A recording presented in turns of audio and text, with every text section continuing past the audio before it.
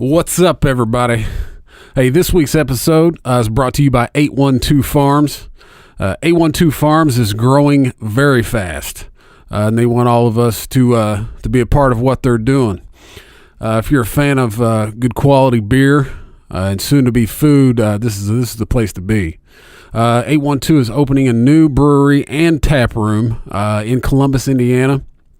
They plan on using only ingredients right here from the Hoosier State. They won't just be your destination for great beer. They're also working to open a wedding barn, an event center. They'll have some overnight lodging and stuff. Should be pretty cool. Also, they're developing an outdoor adult playground. That should be super cool. I'm actually kind of interested in going down and checking that out. But you can meet the 812 crew, some of their upcoming events. You can check them out at the Nabru Beer, Art, and Music Festival at the Explore Brown County at Valley Branch Retreat on September 16th in Nashville, Indiana. You get to drink some of their beer and really get to know them, so that should be pretty cool. Also, they will be at the second annual Corn Maze Beer Fest at 450 North Brewing Company in Columbus, Indiana. Also, you can come out to the Hop Farm Party on October 21st. That's at 812 Farms there in Columbus.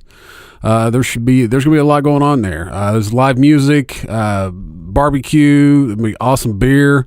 BJ and myself will be there. I believe there's going to be a couple other people that are going to be there that I'm not going to mention that I kind of heard through the grapevine.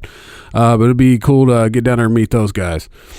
So don't forget, that's 812 Farms. Always support your local brewery.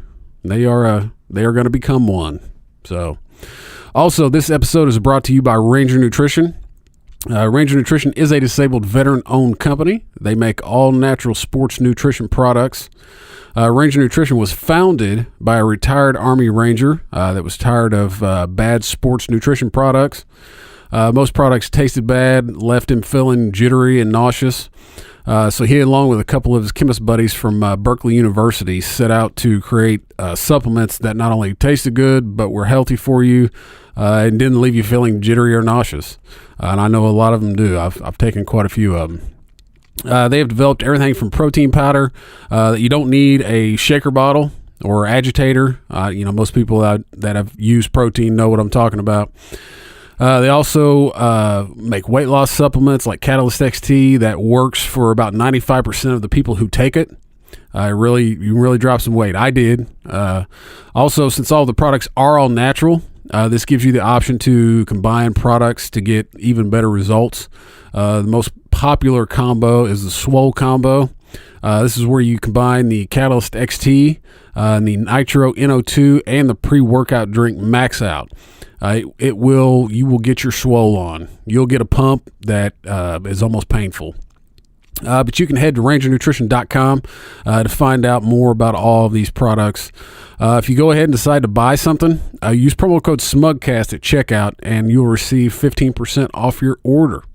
But that's Ranger Nutrition, designed for fitness warriors. Also, this week's episode brought to you by Jay's Wings and Seafood over on the east side of Indianapolis. You can call on your order and save a little time. That's 317-890-0088.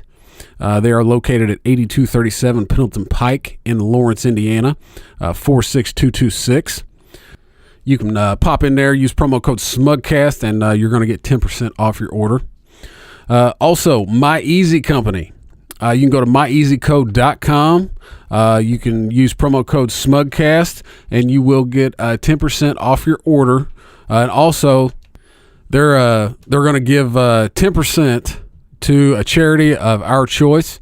I'm almost positive that's going to be something military related. So go ahead, hop in there, myeasyco.com. Donate some money or buy a package to send to your local firefighters, policemen, military overseas, you name it, they can do it. And these packages are all customizable too. So be sure to head to their website. That's myeasyco.com and order yourself a package. Also, big shout out to Repo Records. They help us out with the audio each and every week. If it wasn't for them, we wouldn't be able to do this because we didn't know how to record sound. So that's Repo Records, taking the music back. And this week we got TC back in the building. We're talking conspiracies again. I know it seems to be a big favorite of everybody. So I hope you guys enjoy. This is Smugcast.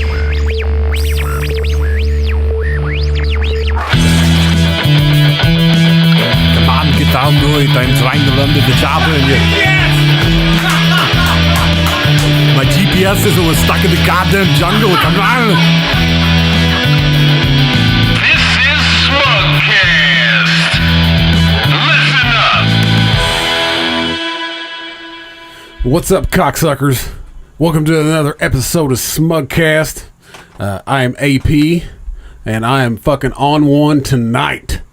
With me, as always, my man, the BJ. Buongiorno. Buongiorno. That's all I know. Me and Mario. Me. We take over the mushroom and make it bigger. I am currently sipping. You know, we had 812 Farms on not too long ago, and they brought in some 450 North Brewing Company beer. Yep. And I got turned on to a new one today. This is called the Great Eclipse. This was a special brew they did just for the eclipse that happened. A buddy of mine, Mr. Dorset, turned me on to it this morning, and it's got to be one of my favorites of the 450 North. I just was on. I just did Juice's podcast with the guys from 812. Yeah. I got a call. His ratings were down. Wanted me to bump them up. So. Oh well, glad you could help out. I mean, that's what I do. Yeah, it is. Help out the old juice box. The juice box. Him and his fucking puns. Then we do have his cousin here with us today, Jersey Guy Part 2. Jersey Guy Part 2. With us again tonight, we do have the Mr. Conspiracy Theory himself. Mr. I'm going to wear a jersey even though I'm over the age of 12. Mr. TC.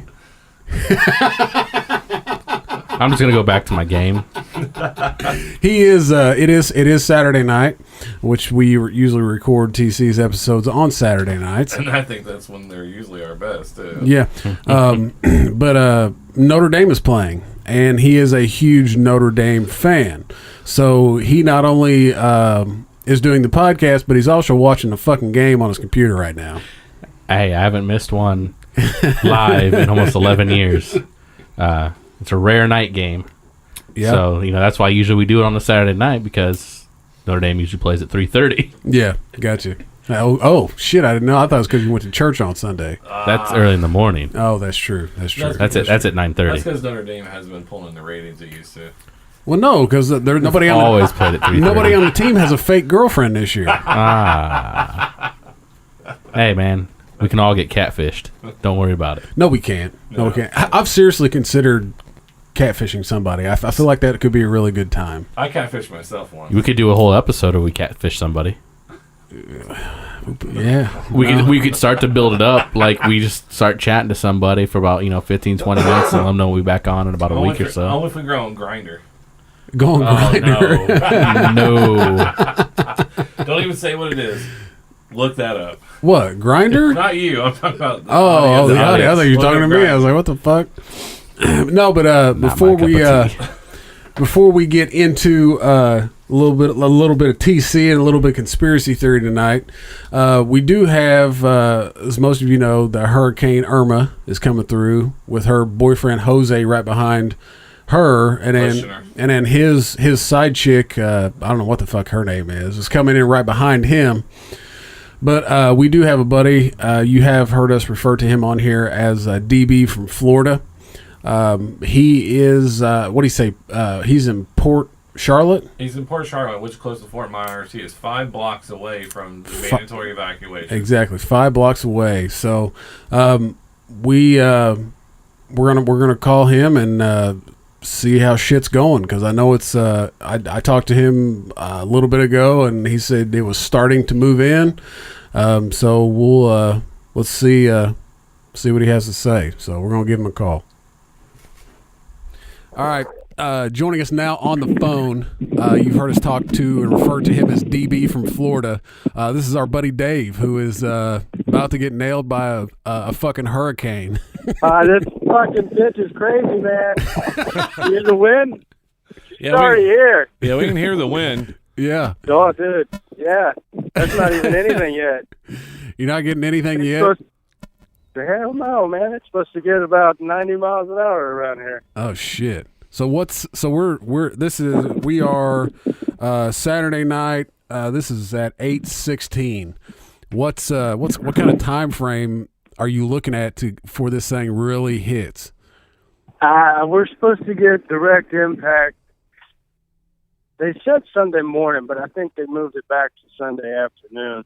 Yeah. And it just depends on how long it takes to go from Cuba to Keys. So About 90 miles. some shit like that, you know, smart ass. So what? Yeah.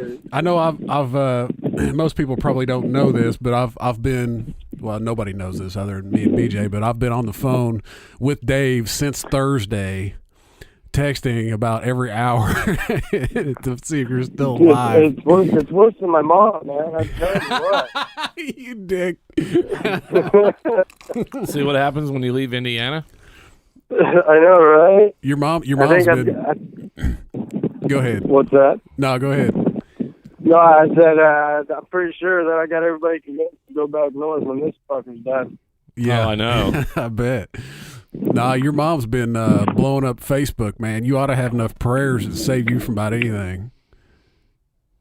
I tell you, man, it's great though. I'm glad people care. Hey, are you still outside? Would you? Well, yeah. Where the hell isn't we gonna be in a dark ass house and boarded up? So, oh yeah, that's right. You did board up.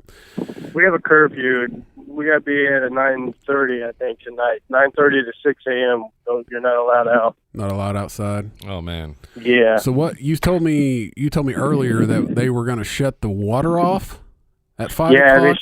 they shut the water off in some areas at 5 o'clock today.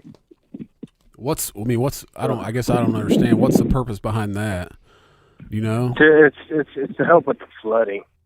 Oh, gotcha. Yeah, they have better control Yeah. over flooding, so to say, because they're supposed to get over 10-foot surges on the coastline. Yeah.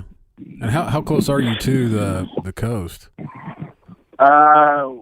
We're about 5 blocks away from the mandatory evacuation zone. No shit. Oh wow. So you're right the fuck in it. Pretty much. That's we're crazy. We're right out of the massive flood zone, but by like 5 blocks. Yeah. So, But you got yeah. you've got a what'd you shit, I can't even think of what it's called. You've got a like a safe haven, right? That you can go to, you said? Yeah, we got a little safe room put Yeah. together. So it's not the middle of the house. But like I said, we're all boarded up. You boarded up from the inside though, right? Well, we did one door. Our sliders we did that way.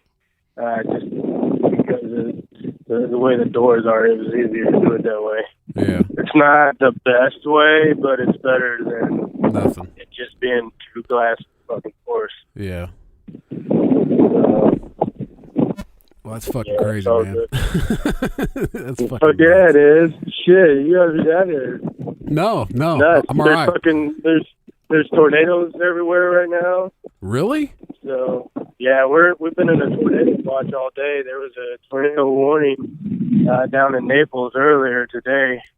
Probably around 11 or 12, something like that today. No shit. So yeah. So when's the when's like the initial front? I know you said that's why we kind of hurried up and jumped on here with you. Was that it was starting to come in? Like what time is it expected even to like just start raining? Any day now, any time. Oh, really? It's here. Yeah.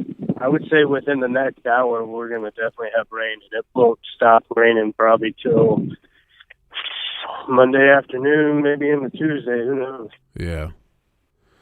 So what? I mean, what's the wind speed supposed to get up to? Just like with just this rain coming through, do you know?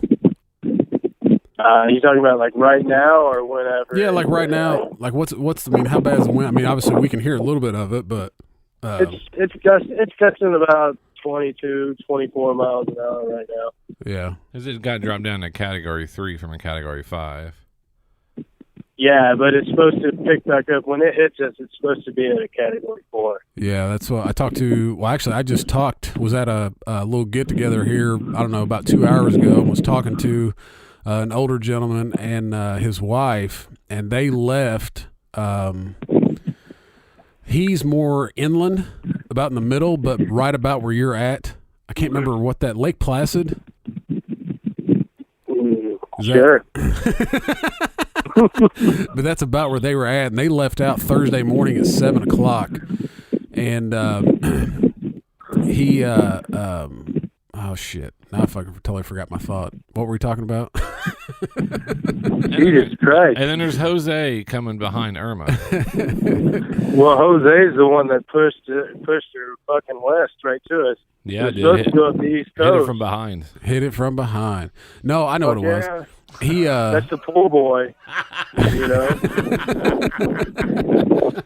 Harvey's got his bitch talking about work, and the pool boy's following behind. Hey. at least you're in good spirits. Yeah, fuck, you gotta be. You got fucking 2 kids and a girl. You gotta keep, their hopes up. Yeah. Are you wearing a shirt? I am, and I'm wearing my American flag fucking swimming trunks.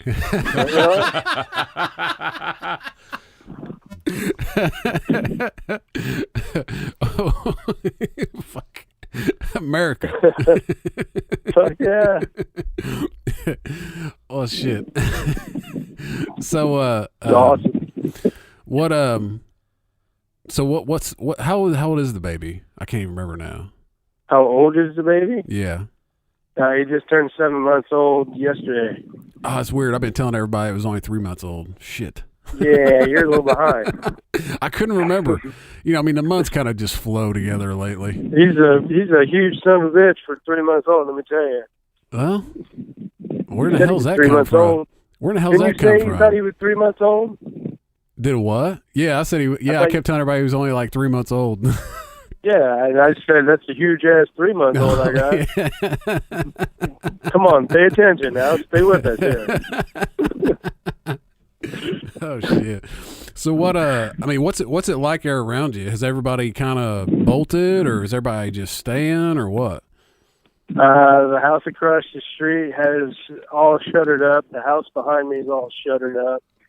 The guy across the street, catty corner, he just left. I'm guessing he's probably going to a hurricane party. And I mean, it's crazy down here, man. A lot of houses are either shuttered or boarded up. I mean, people are using fence posts. I mean, like fence railing, like Yeah. the wood that you make fence out of. And you're using that shit to put the windows up. It was crazy, man. All the businesses are shuttered and boarded up. It's just like it's turning into a ghost town. Yeah. And like, if I'm able to come out here after the curfew, it's gonna be real creepy because there's just gonna be fucking super quiet. Yeah. There's not gonna be anybody out. That's crazy. Well, if you do that, send me some videos. Yeah, I'm thinking about putting my GoPro in my car and letting it record through the night. Shit, you better have a good battery. It's a brand new GoPro. It's never been used really. Yeah. So hopefully, Yeah. I don't know. I gotta check the radar again and see when it's expected to hit. But I think it's supposed to hit us about 2:00 tomorrow afternoon. Yeah. So All right. I don't know, man. I got some anchors tied to my nuts so I don't get fucking drug away. Well, man, be safe, man. Stay alive. That's our goal, man. We're in like Fort Knox here, man. We're shuttered up, boarded up. It's fucking creepy just looking at my house. So I ain't gonna lie. Yeah. Is this It's even creepier inside. is this the first hurricane you've been in? This is the first, and it's probably going to be the last. I fucking hope so. This shit's real down here, man. You watching it on TV is not nothing like living it. Yeah. So, Well, Well, we were it's all gonna good though, man. we were gonna come down there, but we thought against it. Well, we're supposed to come up there next weekend. yeah, I know. Supposed to. We were trying to get you up here earlier, but that didn't happen. Yeah, I know. We did. We were already stuck, man. It was too late. Yeah, the Yeah. interstates There's a were. Yeah, Yeah. What'd you send me there Friday night? How long would it take you to get out of Florida from that point? It was. They were saying about 89 hours to get out of the state. 2 to 3 days to get out of the state. That's fucked up. yep. Wow. Yeah, there's a picture of Facebook on I-95. All the lanes were going north, and it was just cars lined everywhere. There were people driving in the medians to try to just keep going. It's fucking crazy. Jesus. Yeah. Well, But, man, I appreciate you taking the call. I know shit's about to get crazy, so yeah, we're about to hunker down for the night and see what she's going to do tomorrow. yeah. As long as I don't lose power, man, I don't have a problem talking to you guys. So Yeah. All right. Well, I'll keep you guys updated what's going on. yeah, let me know. You went 40 minutes a while ago and didn't text me back, and I got a little worried. Not gonna lie. Shit. I'm sorry. Sorry, Dad. Sorry, Dad. All right, man. Well, I appreciate it, brother. We're Hey, gonna. no problem. Well, I'll talk to you. I'll talk to you soon It was a here. fucking bunny rabbit. What the fuck was that? He saw you outside, wants to get in somewhere. Motherfucker ain't stupid. No, dude. The motherfucker came out from beside the house, out of the fucking woods, jogged right across my yard, was probably 2 feet from me, went across the driveway and disappeared over in the neighbor's yard. That bitch was on a mission. He knows it's coming. Fuck yeah, he does. Did you see that rabbit come through here? Fucker wheeling right by me. His fucking buddy was. All right, guys. All right, man. It's good talking to you. Yep, you too, man. Stay safe, man. Take care of them kids and that wife, soon to be. We'll do. Hopefully we'll see you guys next weekend. All right, brother. Good deal. All right, man. Stay safe. All right, man. All right. Always. See you, man. See ya. All right, so that was Dave from Florida, DB from Florida. That shit sounds pretty crazy. He just texted me. We did record that a little bit earlier. Me and BJ just here, and he just sent me a text message at 9:30 or 9:40, something like that. And he did go outside after curfew, and he was just like, man, it's so creepy. It's dead out here. There's nobody. You can't hear anything. That's fucking insane, man. What No, it's just unreal. And then we'll be feeling the effects of it. Not obviously as bad as they are. So I mean, we just had Houston affected, and now we're having Florida affected. So, I got a chance to see Sproles. He stopped by, saw me. Oh yeah. He gave me some things where we're gonna be working together to send some stuff to either to Florida or Houston. So Yeah. make sure if you can do something especially during this time. Yeah. Donate. I couldn't even imagine. I mean, I remember when we had a flood and all the power's out and everything's dark and I was creeping up, but 100-mile-an-hour winds. Oh yeah, shit. Well, I mean, like we said there during that, they dropped it down to a Category 3, which he said it would come back up as it made landfall. Still, a Category 3 hurricane is still like 130-mile-an-hour winds. Yeah. Right? I mean, you ever win 130 mile an hour in a car? Well, right now, the Category 3, it's around 125 or so. Yep. When it hits around Fort Myers at 2 o'clock in the afternoon tomorrow, Yep. it'll be back up to Category 4. No 140. Shit. Yeah. By the time it gets to Tampa, they have it back down to a Category 3. Yeah. And by the time it finally crosses the Florida-Georgia line, it'll be a Category 1 at that point. Yeah, I seen a little, more or less a meme.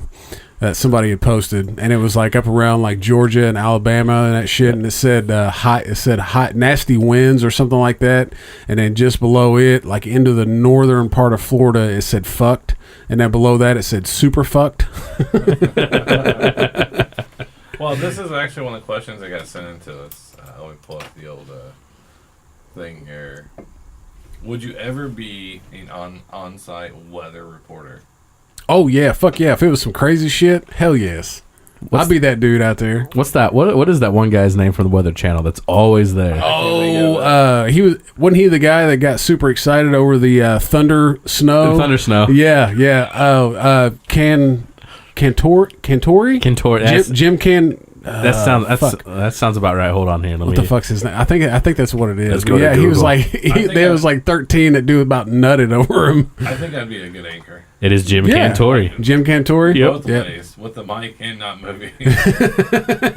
Yeah, you could hold your own at a fucking 135 mile an hour wind. Yes, we're going live on the scene. Well, BJ, there's- how is it? It fucking sucks. This guy hitting the dick with a cup. So according to the Sun Sentinel, actually they have an article right now that says, "Where is Jim Cantori during Hurricane Irma?" And it says he's usually someplace you don't want to be. And apparently, let's see, until this morning he was still in Miami. No shit. Up until this morning, yep. Let's see, Cantori tweeted this afternoon outside a hockey arena that turned into a temporary shelter near Fort Myers. A huge crowd of people had formed outside the Germain Arena, with Cantori noting the concern over the extremely powerful winds expected with Irma's arrival. Let's see. Such is the lore of Cantori that the rumor mill churns about where he might be headed next, that people are basically just saying that they do not want him coming to their town because wherever he goes, the nastiness is behind. Yeah, man, I saw a video the other day where the Weather Channel had flew their plane, their hurricane chasers, and they had flew it out around the hurricane and then came back into it from the backside, I think, and swooped down into that eye, and it is eerie calm. It's very eerie. I mean, it was, they say, I mean, the Eye of Storm, like, it was like, I guess that's where it's like the most calm. Mm-hmm. You know, it's right there in the middle, and they drop that bitch down into that hole, and they're just cruising along. And like you can see this, there's just a wall of this real thick cloud around them. It's fucking wild, man. I'd have no problem being out there. I'd enjoy it. I mean, think about it. I mean, 'cause, Oh yeah, I mean, you're getting paid. You're getting paid to be out in the elements. oh yeah. I mean, I wouldn't do well in altitude, but I mean, that's not good. You might die at I altitude. know it. Well, I'm sure we could give you something to knock you out. I know it. No, it's insane. I can't think of I've been in a few tornadoes. I've been one where it went past our apartment. I heard it. Yeah. That was in the real bad one in Southport, where it hit Southport, 2002, I believe. Oh yeah, yeah, yeah. A guy I work with was stuck in what was the old sports fitness place? Galleons? Yeah, Galleons. He was stuck in Galleons when I that lived- dude came that's through. That's where I lived. That's where I lived by. Yeah. My apartment was like 2 minutes away from there. Yeah. And then I woke up and I just heard this train sound go through. Mm-hmm. And we drove through the winds of one when we were kids. I remember sticking my head out the car door so I could help my mom see where the stop sign was. So that's what's wrong with you. Yeah, we're in the second. Heading the street. But yeah, I mean, tornadoes have always, that's one thing that when I was younger scared me. Now I'm not too bad, a little bit older, but when I was younger, it was just like, oh. I'd always like to see one, but be far enough away where it doesn't affect me.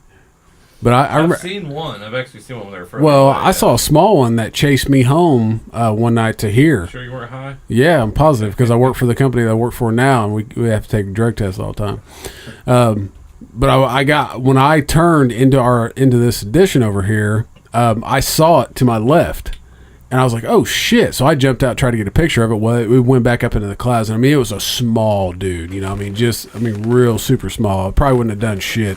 It barely flattened the corn that it went through. But I watched the news that night, and they had shown where it was at, and where I make my little turn, there's like a little jog where you go left and go right. Yeah. If I'd have looked to my right, I'd have saw it. But that dude literally just came right next to my house. But when we were kids, my mom had came and picked up me and my sister to take us to her house in Bloomington. And, we knew there was a storm coming. Well, we drove through the northern part of my hometown right before you cross the bridge and go into Bedford, right? Well, then we got into Bedford. Well, as we got into Bedford, a fucking tornado went through right there along Highway 50 and demolished all that shit. And we were probably, 3 miles away from it when it came through. Didn't even know it was coming. When we went through, the sun was out. It was fine. And we made it, 5 miles down the road, and fucking the shit behind us just got torn the fuck apart. We remember, I think this would have been 2007 when we had those aftershocks down here. Oh, yeah. I remember Where that. was that earthquake? Where was the epicenter of that earthquake? Actually, you remember? I don't know. Was it in Illinois? I think so. But I remember it woke me up. Middle of the night. Yeah, Yeah. I didn't know what was going on. I just heard a bunch of shaking and vibrating. I was like, what the fuck is this? My wife and I had been married, just got married in May earlier that year. Yeah. And I think it was probably, it had to be at least probably only maybe 1:30 or 2 o'clock in the morning. Yep. Right in the middle of a deep sleep. And I just woke up. I didn't know what was going on. I was freaking out because because I didn't know if I was still in a dream or what was still happening, because I couldn't like, I didn't know the ground was shaking. Yeah. And I'm just sitting there. And then after about, 10, 15 seconds, it finally got it together. I'm like, what the heck is going on? Does some accident happen? Something huge. Yeah. I walk out of the bedroom into the into the kitchen area, and all of a sudden I'm hearing all my dishes like, and they're shaking everywhere, and I'm like, what in the hell was that? Yeah. And the first thing that popped in my mind was, I wonder if there's some sort of gas explosion somewhere. Oh yeah. Because Indiana doesn't. Yeah, we don't get earthquakes. No. I've never ever remember feeling an aftershock before. No, And so, you must not be doing it right then. well, I don't know. Your wife's telling me differently, though. Actually, I saw her comment card. Actually, no, we a 30-day money back guarantee. No refunds. We lived at the time. Me and my now wife were engaged, and we lived in an apartment, and we were on the first floor. Mm-hmm. And there was a right next to my little nightstand was the window one of the windows that was in the bedroom, and that bitch started freaking rattling and making the most god. I jumped out of bed and was like, "What?" And I thought, "Fuck, we're getting bombed or some shit," And it finally quit. And I was like, "Man, what in the fuck was that?" So I finally went back to bed and then got up the next day and it was like, "Did everybody hear the aftershock?" Well, initially, I think when I woke up, since I didn't really know what was going on, I first thought that somebody was trying to break into the house. Oh yeah, for like a brief segment. When it kept vibrating, that's when I was like, "Was there a wreck?" Yeah. I go out in the out in the kitchen. I'm like, the dishes are rattling everywhere.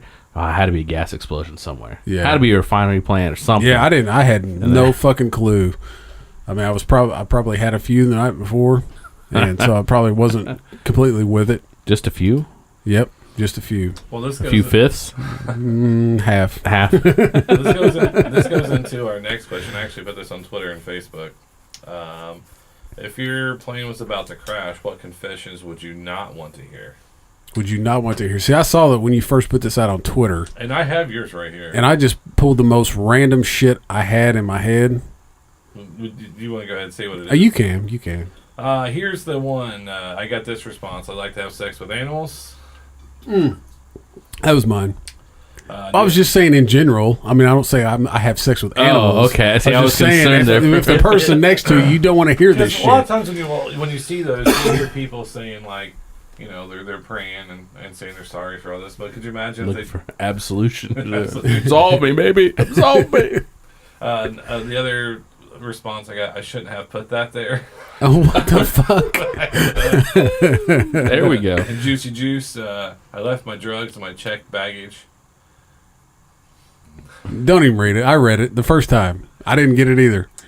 Here's the next That one. means he wants to do the drugs right now because he does. He wants you to put them in the overhead, not store them underneath. But you can't get on a plane with drugs in your carry-on. You have to put them in your checked luggage. And this one's the one that the other ones I knew who were the people from, which was cool. But this person I don't know. They put, "Dear God, I know you told me it would be a cold day in hell before you let me and my companions in, but I really don't. But I don't really know these people." I was like, What the I was fuck? like, that's a lot of thought. That is a lot of thought. Like mine was like funny stuff, like oh my god, I really think Caitlyn Jenner's hot.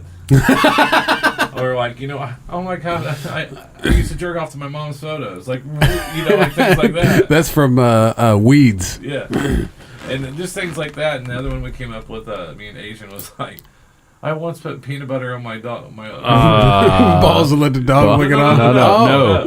On his girlfriend. On my girlfriend. What? Oh, I once put peanut butter on my girlfriend so her dog would lick her, so I could break up with her for cheating.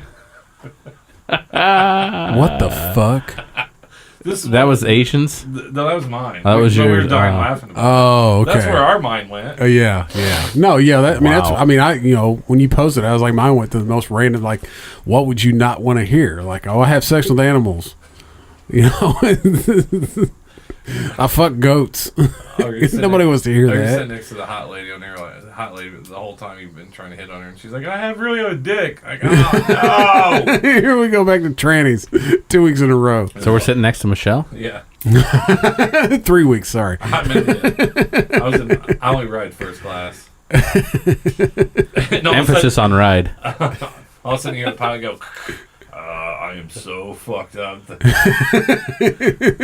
That weed hit me way too hard. The only thing I never want to hear the pilot say for going down is like, fuck it, smoke them if you got them. I got some non-filters up here. You need them. Marge is sitting right beside me. So do we don't want to get into my fucked up scenario of the week that happened the other day? Yeah, absolutely. You don't even remember it, do you? My sleepwalking episode. Oh no, I do. Every time we cover something, I mark it off so I don't say it again. Oh, okay, my bad. By the way, Go ahead. Limbaugh said the hurricane was made by liberals. No, Yeah, but all the liberals said that the hurricane was made by conservatives. I have an email on my phone where he actually said this. Oh, did he email you? Yes. Where do you think you get all my material from? Oh my goodness. Rush Limbaugh claims Hurricane Irma is part of a vast conspiracy. But we will get back to that. This is a conspiracy. I think that's what's leading the AP to doing what he's doing. Sleepwalking. This was a. Are you taking cough medicine? No, did you see that?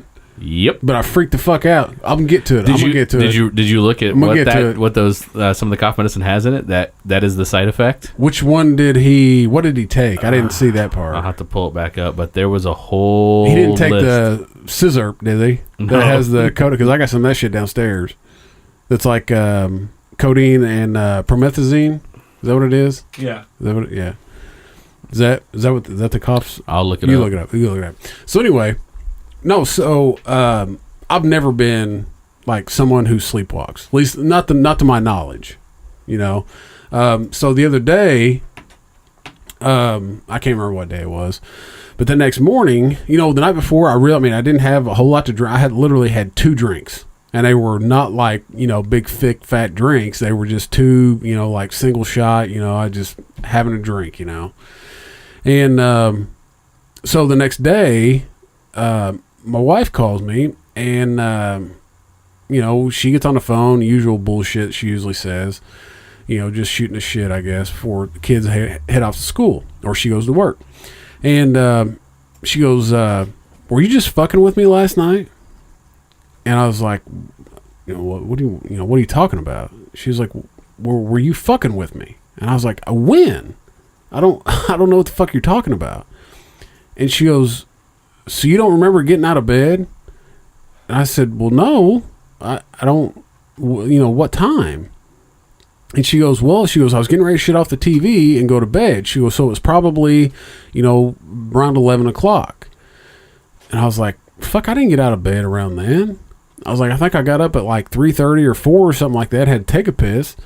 And so she's like, "No." She goes, "You got out of bed. You just sat straight up, got out of bed." And, my wife works from home, so I set up a little desk and a little shit in our bedroom, because our bedroom's pretty big, where she can have a little office, right?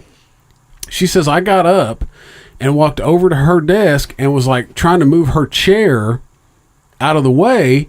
And she goes, "What are you doing?" And I say, "There's not enough room over here. I got to pee." Wow. And she goes, Okay. And she says, I turn and go to the bathroom and go pee. And then I just came back, got back in bed, laid down and went to sleep. And I was like, whoa, wait a minute. What the fuck do you mean? I was like, I didn't do that. She goes, you absolutely did that. I said, I said, were my eyes open? And she was like, well, yeah. And I was like, that didn't happen. I was like, I didn't get up and go pee until 4 o'clock in the morning or some shit like that. And she's like, no, you absolutely 100% got up. And she goes, I thought you were just fucking with me. And I was like, you didn't fucking think to say, hey, that's a dumb fucking joke, or hey, what the fuck are you doing? Because you're not supposed to wake up someone sleepwalking, right? That's the theory. I don't know. Supposedly because they can get really violent. Yeah. She doesn't know this. But to me, it's like, why not question this, right? So I'm like, oh shit. Okay, so am I drinking too much? Is it something that I'm taking? Is it because You've never done this before ever in your life? I've done it one other time. When was that? When I was in high school. Okay. And at that point in time, that night, we drank a bunch of hot damn. And I got up in the middle of the night to go pee. And I walked halfway up my buddy's stairs and started pissing on his stairs. And the other buddy that was there came out and he was like, AP, what are you doing? I'm like, oh man, it's fine. It's all right. And he's like, no, dude. He goes, you can't pee on the stairs. And I'm full going pissing on the stairs. And he said he's trying to get me to stop and I won't stop. And so he said, I got done and walked back down the stairs, walked into where the couch was at, and got the, used to have the covers on the arms of the chair or on the couches. He said, I picked that up and walked back up the stairs, put it over my pee. He don't even know if it was on the same stair or not. Put it over my piss and went back to bed.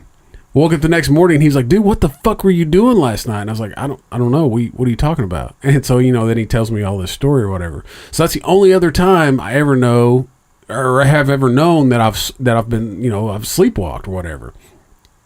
So, then I start thinking worst case scenario. Okay, what if I wake up in the middle of the night and I fucking pick a gun up and I start fucking shooting people, my family. So what do? I come home, fucking take all the bullets out of the guns, unload them, got the fucking bullets in one, over here, and got the bullets out of the other gun and the magazine over here. I got both the guns in the safe, and then the AR is locked up to a shelf still to this point in time. And the key to it is in one safe, and you got to get into one safe to be able to get the key to get into the other safe. Oh, I fucking locked shit up. And I took the exact same stuff that I took that night, which I'm taking some new CBD. I still have the Charlotte's Web, but I'm taking it in pill form now.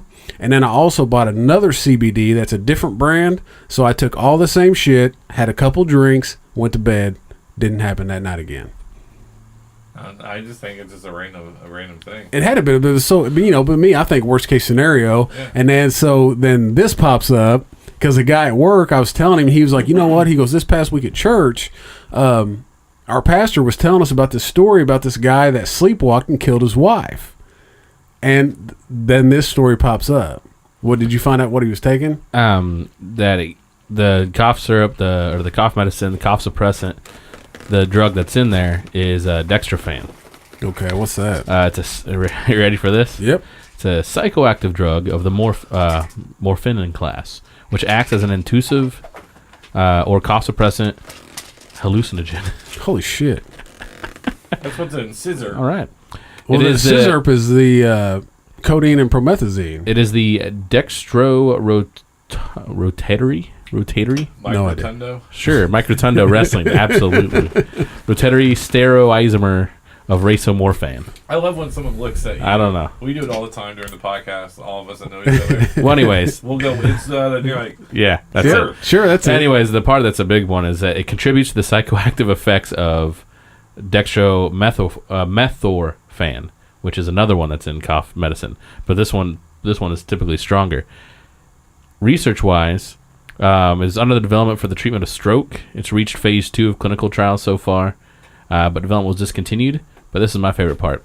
Dextrofan was formerly a Schedule 1 controlled substance in the United States until it was unscheduled in 1976. So it's no longer a controlled substance anymore for the last 41 years. Jesus Christ. There's been people popping people off left and right, and they're all in prison because they were sleepwalking. Well, if you think about it, I mean, if you look at a lot of the psychiatric drugs that are being used now for people that, you know, whatever mental disorders they've been diagnosed with, whether they're real or not, a lot of those drugs actually have worse effects on them and make them worse. Oh, yeah. Versus actually helping them. Yeah. And especially the ones, the antidepressants. One of the major side effects, it actually ends up increasing their depression. Oh, yeah. And suicidal thoughts increase. Yeah, my favorite thing is, you ever want to quit smoking? This new pill will help you. Side effects include wanting to smoke more, causing depression, may make you angry, may make you want to chop off one of your co-workers' heads. or anal leakage is one too. Yeah. You know, there's a use of a potato chip bag that actually said may cause anal leakage. Yeah, it was it was chips that came out that had that like Lestrol or some shit like that. Yeah. Yeah, that was back in the 90s, man. People were shitting the fuck out of themselves. No, I'm just saying is the side effects of some of these drugs is hilarious. It always says, well, I've taken anti-anxiety medicine and it said may cause anxiety. It may cause anxiety. Oh, yeah. Didn't Jess talk about that? Yeah. Yeah, and that's something that the doctor always says. And they're always like, well, let me know what it does. Oh, yeah. Everybody's different. Yeah. But I can imagine the doctor walking like, oh, that's my patient. Oh, fuck, he killed somebody. Well, I guess he shouldn't have been taking that then. Well, that's why I got put on, like, I started having some real bad anxiety. You know, it's been about probably 6 or 7 years ago now. And so I went to, saw a fucking, head doctor or whatever. And he put me on Cymbalta. I took that. And he told me, he said, wait till the week. This was like a Tuesday, I think. And he said, wait till the weekend. Take it, make sure it doesn't have any weird side effects. So me going, oh, fuck, I'll be all right. I took that shit, took one pill, was up for 3 fucking days. Had every possible side effect that you could possibly have on fucking Cymbalta.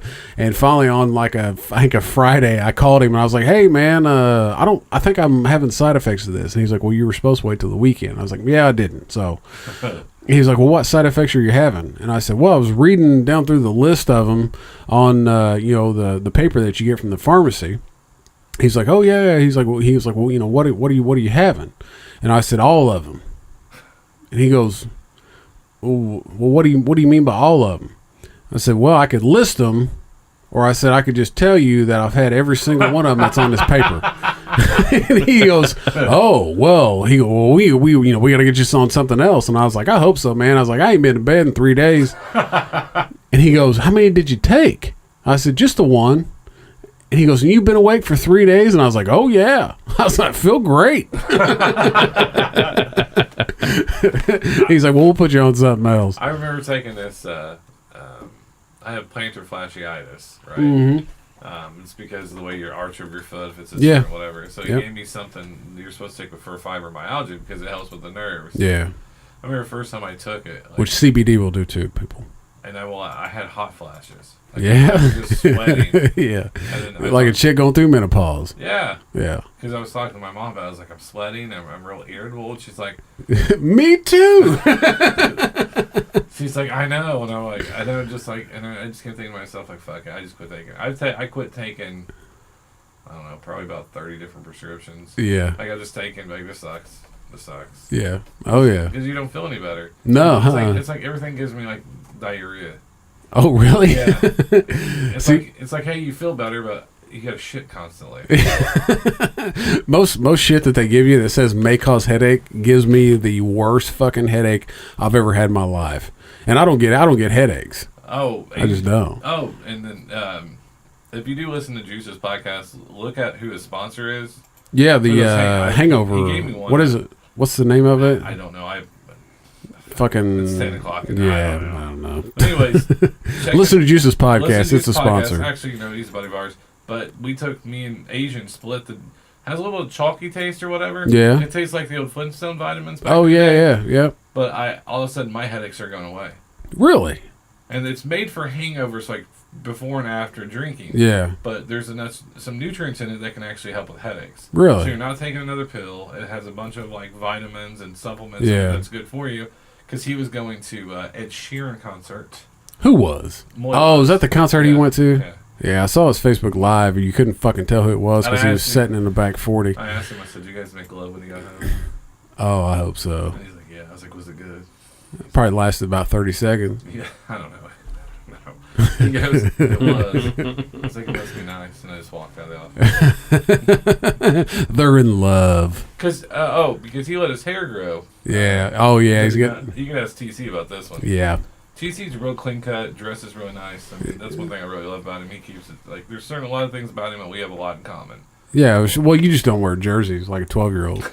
I was giving you that was a compliment. I gave you a compliment. I don't wear them in public everywhere, buddy. Just here Well, anyways, Moy's and at my house. like, he goes, why don't you let your hair grow out? And I was like, well, I need to get it cut. And he was like, well, what hairstyle do you get? I was like, well, my hairstyle is a middle-aged white man who can only have sex in a missionary position haircut. That's it, just the missionary.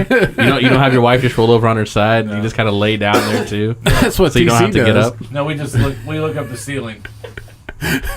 You don't even look at each other. Yeah. Avoid You all despise eye me. contact. My wife just shuts her eyes and imagines I'm somebody else. Kid Rock. Oh, Kid Rock gave a speech. Yeah, did you see that shit? Hey, do you know? Hey, and we're not gonna go into. You notice what he said about people and having kids? Did you see? Yeah. What he said? Oh, He yeah, agrees yeah, with you, buddy. Yeah. 100%. But except it was along the lines of that we just shouldn't be rewarding people for it No, at all. I agree with that 100%. I'm saying is That we need to get them into daycare training. We need to get them into other workforce type of training to help them out of this mess and not let them keep freeloading. Yeah. stick a football up their vagina. Yeah. We just sew that bitch up, Yep. except for the pee hole. For the longest time I didn't know there was two different holes. There's 3 different holes. No, I'm saying just from the beginning. I thought like Oh. babies came from somewhere. Everything came out at one. It was an all-purpose utility hole. Oh, you thought there was a utility hole and a butthole. Yeah. Gotcha. Yeah. Gotcha. Well, I was going to ask. They didn't really teach that at school. They didn't really go into because even when I'm an '80s kid and you're an '80s kid, Yeah. like they didn't I'm an really 80s kid. and they didn't really go into like, okay, here is the vagina. They tried to tell you where the clit was, but that was still like Tomb Raider shit. We still had to go find out. You had to have a fucking treasure map to I'm find the it. clit commander. Oh, yes. Dude, the same buddy that I pissed on his stairs thought babies came out of a woman's belly button until he was 16 years old. Oh my god. Colin thought he was an asshole, baby. He might be. Because hashtag Steve would be like, oh god, you're an asshole, baby. And then he'd come up and be like, Mom, how do you get the poop off? What do you mean, Colin? Like when I was born, does it take long to get poop off? I'm like, what are you talking about? Well, I come out of your butt, don't I? Like he was like, he was like 6, 7 years old. Yeah. He was It's a, real young. it's a massive deuce. And I was just, It's a massive deuce. and I was just like, go ask your mom that question. Hey, Steph, he's got a butt question. I was like, I know, son, it's shitty. You and your puns again. I know it. Hey, I was talking to TC, so we're against conspiracy here, because something was kind of weird to me. Oh, before we get into that, hey, Equifax, thanks for giving out all of our social security numbers. Yeah. So do we need to check that? Steph already is looking into me and hers. Like, I mean, What is Equifax? it's your it's credit. It's one of the 3 major credit reporting. because there's Transamerican, so Equifax, TransUnion and TransUnion. Equifax. Yeah, no. So more or less anybody who's ever had their credit checked. No, those are the 3. They check on one of those 3s where lenders will go to. Yeah. Yeah, so they don't use Credit Karma to check Equifax, your credit. TransUnion, and Credit Karma is more for Transamerica. yourself, Yeah. but you can't walk into the bank and say, well, my Credit Karma says I'm Yeah. 690. They're like, fuck that. What's your Equifax? Well, Credit Karma now pulls both Equifax and No, TransUnion. But what I'm saying is you can't, they still will have to pull from one of those 3 to be able to. if they're Right. actually- Well, they do now. They pull from those 2 every time, Yeah. and it shows you the 2 individual scores. But if you went and got a car loan, Yeah. that bank is checked. Equifax, Yeah. not TransUnion. Credit Karma. They're not. Well, Yeah. well, Well, they're not checking Credit Karma, but Credit Karma doesn't do their own thing anymore. They actually give you your TransUnion score, and they show you your Equifax score. It's a great tool. I mean, Yeah. you've been able to find some stuff like from 15 years ago that was like that. You know, I had cable in my name before I was 18, and Yeah. like Dish, and I had like a gas bill Yeah. before I was 18. Awesome. So, Awesome. and then Thanks, when- Mom. And then when my dad decided to quit paying for doctor bills, when I Oh. turned 18, they came after me. Oh. Because, you know, he went to a resort, Even though it's completely illegal. asked Asian about zombie debt. He got hit with zombie debt. What the fuck's that? Zombie debt will go buy, for pennies on the dollar, they'll buy up debts from other companies. This goes along form of conspiracy theories because they don't think that this should be illegal. Let's say TC gets a car from Buy Here, Pay Here. Yeah. TC doesn't pay for it, right? Yeah. So they don't go after him. They go after him for a little bit, and then basically, you know, it's on his credit score, right? So what they'll do is they'll go to, let's say, Joe's Autos. Say, Joe, I know you have a bunch of people that didn't pay for you. We will buy those debts from you pennies on the dollar, and then they will get their files and everything like that. And what they did to Asian was they filed on the address he used to live at and near a courthouse that's kind of lenient on those things. Really? So they filed on him. He missed the court date. They got the judgment. Check got garnished. No shit. Never appeared to court and never knew this was going on. Because they filed on the address from 2 years ago, even though he had changed his address. Holy It's shit. called zombie debt. Because these people will buy up things. Or let's say you wrote a bad check 5 years ago. And so these places couldn't collect. Because there's certain ways you can collect on collection practices, and third-party collections and everything like Yeah. that. So they would go buy. I know a guy who used to go buy checks from other places. He would buy those checks up for pennies on the dollar, and he would go collect on them. Damn. But yeah, I mean, think about it. I think that the time should be illegal. Well, you know what's funny? There's actually when when someone else actually buys up another person's debt, they're technically not supposed to go after you anymore. If you know how to fight it, they Yeah. can't because your debt has been absolved by that collector by buying it from someone else. Yeah, Huh. yeah, and it's another racket. I mean, because he never got his day in court, Well, yeah, you fucking didn't know about it. and it was like on a credit card or something, some weird. Or, I don't Yeah. know what it was. So, That's fucked up. but I got into the rabbit hole the other night. Oh, I yeah. was looking at Chris Cornell, and I was also looking at Chester, right? Cause Yeah. and they were really good friends. Yep. They were also involved in the same charity. Fucking Clintons. It's called Pizzagate, correct? Well, I mean, the whole conspiracy was titled Pizzagate, but to get people to understand, unfortunately, the fake news out there has Hashtag CNN.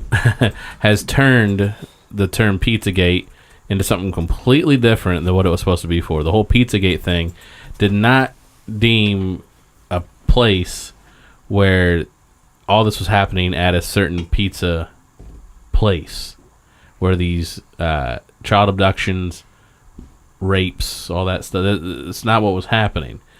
The term Pizzagate was the fact that over the last, 20, 30 plus years that they've used pizza toppings and pizza as code words. It's like it's code words like, make sure it has extra pepperoni on it, and that could stand for something. Make sure it has mushrooms, and that could, whatever it might be, might determine if it's young boys, young girls, what age range, or a certain race, whatever it might be. Yeah. But because of that, because of one Reddit thread where it turned into that a lot of these DC politicians met at this pizza place in DC, that it turned into, it must be happening in the basement of this place. And that's where that one guy went in Yeah, and went kicked in the with a door. gun. He went in with a gun, didn't shoot it. Yeah. Didn't shoot it. Yeah. Wasn't in there to shoot anybody unless he saw people Yeah. raping kids and all Ripping that kids, stuff. yeah. But with that I forgot the charity that they were working with. What was the name of it? Do you have the name of their charity? What it was called? Oh, with Chris It No, I was. something with, oh, shit. I just heard this the other day, too. Fuck. was Chris and Vicky Cornell Foundation. There we go. I thought that Founded in 2012. Was it? I thought There's there was that a one. different name to it. Where their mission to protect the most vulnerable children. Because Chester was very open about his abuse. As Yeah. Oh, yeah. Very. Yeah. Yeah, and it says what he's talking about, the pedophilia in the pizza codes, and they have some from 2007, 2009. The company's called, I think, Stratfor, STRATFOR. Employee Chris Douglas asks, who all in the Austin office today is going to want pizza? We only have one slice, so we need to know how thinly to slice it. That's what he's talking about. That's where Pizzagate comes from. Well, the whole conspiracy theory behind Chris Cornell and Chester is that Chris Cornell, like their charity, was also had the Clinton Foundation as part of it, and the conspiracy theory is that Chris Cornell found out that the Clintons or the Clinton organization were, peddling young kids into the sex trade, and so they had him offed, right? Well, Chester was also part of Chris's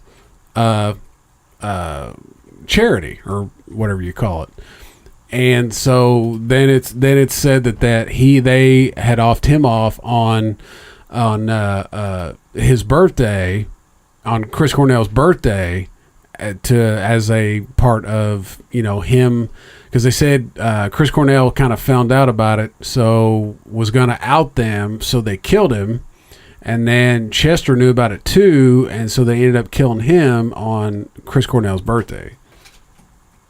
But there was a rumor out there that there was no drugs found in the system. Well, because from Rolling Stone, additionally 7 different drugs were found in Cornell's post-mortem toxicology report, including an significant dose of the anxiety medicine Ativan. However, the medical examiner opinion that these drugs did not contribute to the cause of death.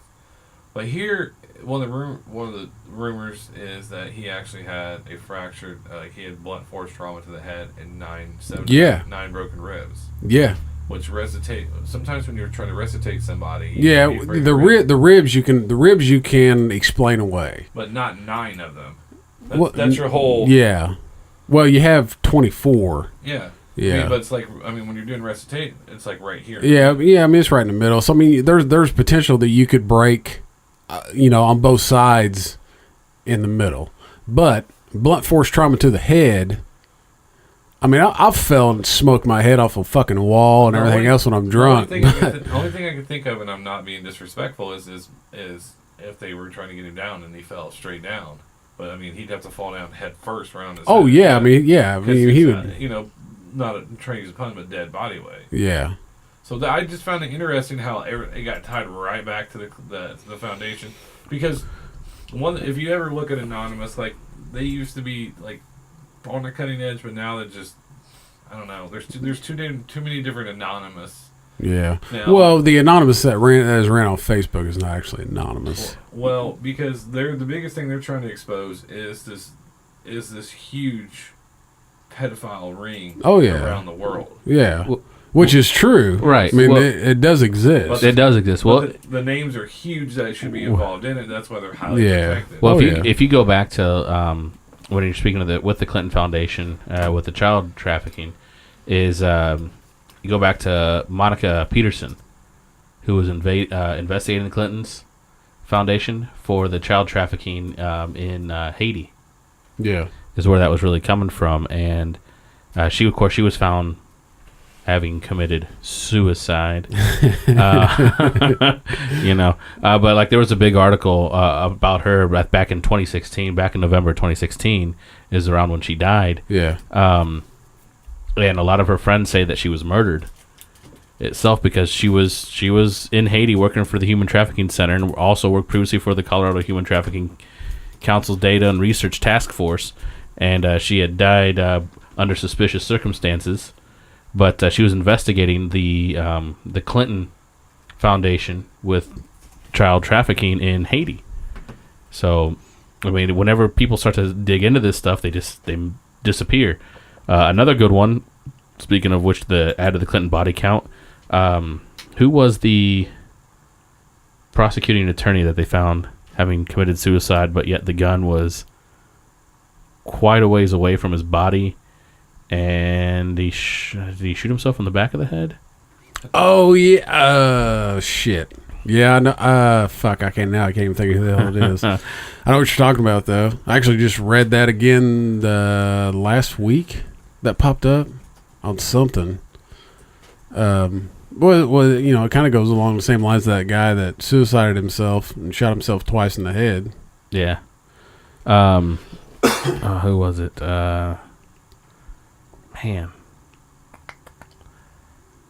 I can't even think of the guy's name now. Federal prosecutor. I know that was going after Hillary and the DNC. It was actually going after the DNC. Same thing with this one was an African American gentleman, if I remember correctly. But I know the other guy that worked for the DNC directly. That was found, Seth Rich. That was found. They said it was a botched robbery, but yet nothing was stolen. Oh and it was like 4:00 in the morning or some shit like that. Yeah, and it was It was set before he was supposed to testify. Yeah, it was the day of, wasn't it, or something like that? It was like the night before. Yeah. Yeah. Oh, hey, mate. There he is. Brenton. Is that it, Brent? Yeah, Brenton Wisenant. Wisenant. Where in the fuck do you see that? Top one, MiamiHerald.com. Month later, no answers in case a federal prosecutor found dead. Yeah, that's him. Brenton J. One that was found dead on the Hollywood Beach in Hollywood, Florida. Yeah. Yep. Yeah, and everybody's wondering why Hillary Clinton didn't get elected, I teased this to you before we came on, and we had a question sent into us about this. This is from Chris. We'll say. You want to see who that is? I'll read it, but you can see who posted that. Yeah, I saw that earlier. Yep. So I posted that we were going to be recording with you tonight, and he says, ask them what they think the next step for the Bush family is, maybe what the reason is for Trump being in office, why the powers that be dumped Hillary. That's a good one. That's actually the group that we talked about last time is called, where they meet. Bilderberg? Or no, you're in the Bohemian Grove? Yeah. Bohemian Grove. Good old national forest out there in California. Uh-huh. They actually, because Hillary Clinton, from what he's told us and what I've read, was upset because she was like before. She was supposed to get it. Barack's going to take it these 8 years. Well, no, that wasn't Bohemian Grove. That was Bilderberg, where where basically Obama and Hillary were there when they were still campaigning against each other. We're both at that meeting. That was the infamous meeting where all of the news agencies, all the news reporters, got on a plane where Obama was supposed to be, and he wasn't there because he actually went to Chantilly, Virginia, to go meet at Bilderberg, which a lot of people knew that's where he was going to go. But, he was supposed to have this on the press plane. Wasn't there, was gone for 2 days, and magically him and Hillary both reappear. Where word was for 2 weeks leading up to it that they were going to be at Chantilly, Virginia, meeting with the Bilderberg group, which is where they're going to basically set policy of who's gonna win and do what, and that's where magically Hillary just backed out, and yeah. Obama got the run in 2008. But when it comes to Trump being in office, the funny thing is, since you mentioned what are the Bush's plans and things like that, with that side, with Trump being in office, that fucked him up. Because if you look at it now, if you look at those powers that be on the Republican elites and the Democratic elites, they all are all basically on the same side now, voting for the same thing. Oh yeah, because Trump has fucked up all those plans. Well, I mean, because he wasn't the guy, he was supposed to lose, and not get the nomination. Yeah, I mean, wasn't that the whole thing behind how all the elites were like scared shitless now because Trump wasn't going to fucking do anything that they wanted to do. Yeah, and because his whole policy with America First, and it was really something that he's been saying since they were interviewing him back in the 80s. And even in the early 90s when they were wanting him to run for president, and he's like, that's not, it's not, if the time ever came for it, I mean, I guess I would, but, that's not my area. I mean, I feel like, I think that's what a lot of people, especially the left and especially the younger left. Mm-hmm. I mean, I know, he said, I'm going to come in, I'm going to drain the swamp, I'm going to do all this shit. I think they all think that, he was going to come in and get rid of all these people in office that were, making this country kind of do what it's doing, right? Well, what I see is that he came in and brought all these people in, and I know everybody says, oh, well, it's the same fucking people that's, been in here the entire time. It's just you replaced them with worse people. Well, no, not necessarily. What he's done is he's brought in these people that don't give a fuck about the elites, and is like, fuck you. We're gonna do. We're gonna turn this country around, or we're gonna do this, and this. To try to turn this country around, in our best opinion, and really push those elites out to keep from fucking this country up worse than it already is. Right. Well, and if you go further back than just what Trump himself, you look at his dad. His dad had been talking this way and looking at this stuff for a long time, and they had been in the know about New World Order, the banking system, basically wanting to run and rule everything that, 12, 13 people really rule every country in this world. Yeah. And that the fact that somebody in the know is out there, but rather than being quiet about it, because a lot of these people know, but most people keep their mouths shut because they don't want to disappear. Yeah. Or they don't want to just get made fun of and all that stuff. Well, at this point now, when Trump came out, don't get me wrong, I'm not Trump's biggest fan. I like a lot of the things he's done. I will say I did vote for him only because of the three choices that we had. Yeah. I said 3, not 2. Yeah. I wasn't going to vote for Hillary. Yeah. That was an easy one because the body count and between what her and Bill had done, even when he was the governor of Arkansas, was pretty nasty. Oh, yeah. And then also with the Libertarian nomination, which was stolen from Austin Peterson, I wasn't going to vote for Gary Johnson. Yeah. Dude is way out there. Yeah. That's why I voted for Trump. But with what Trump has come out with when he talks, it shows I don't give a fuck what you guys are going to think about me. Yeah. I'm just going to say it. Because right now, this is what I'm thinking.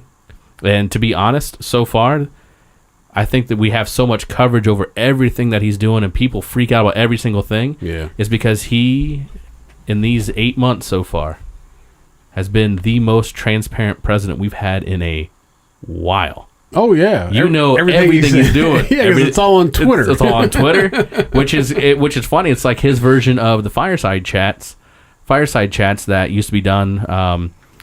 Oh, man, who was that? Was that Eisenhower? No, it wasn't Eisenhower. Yeah, it was. Yeah, it was Eisenhower. Yeah.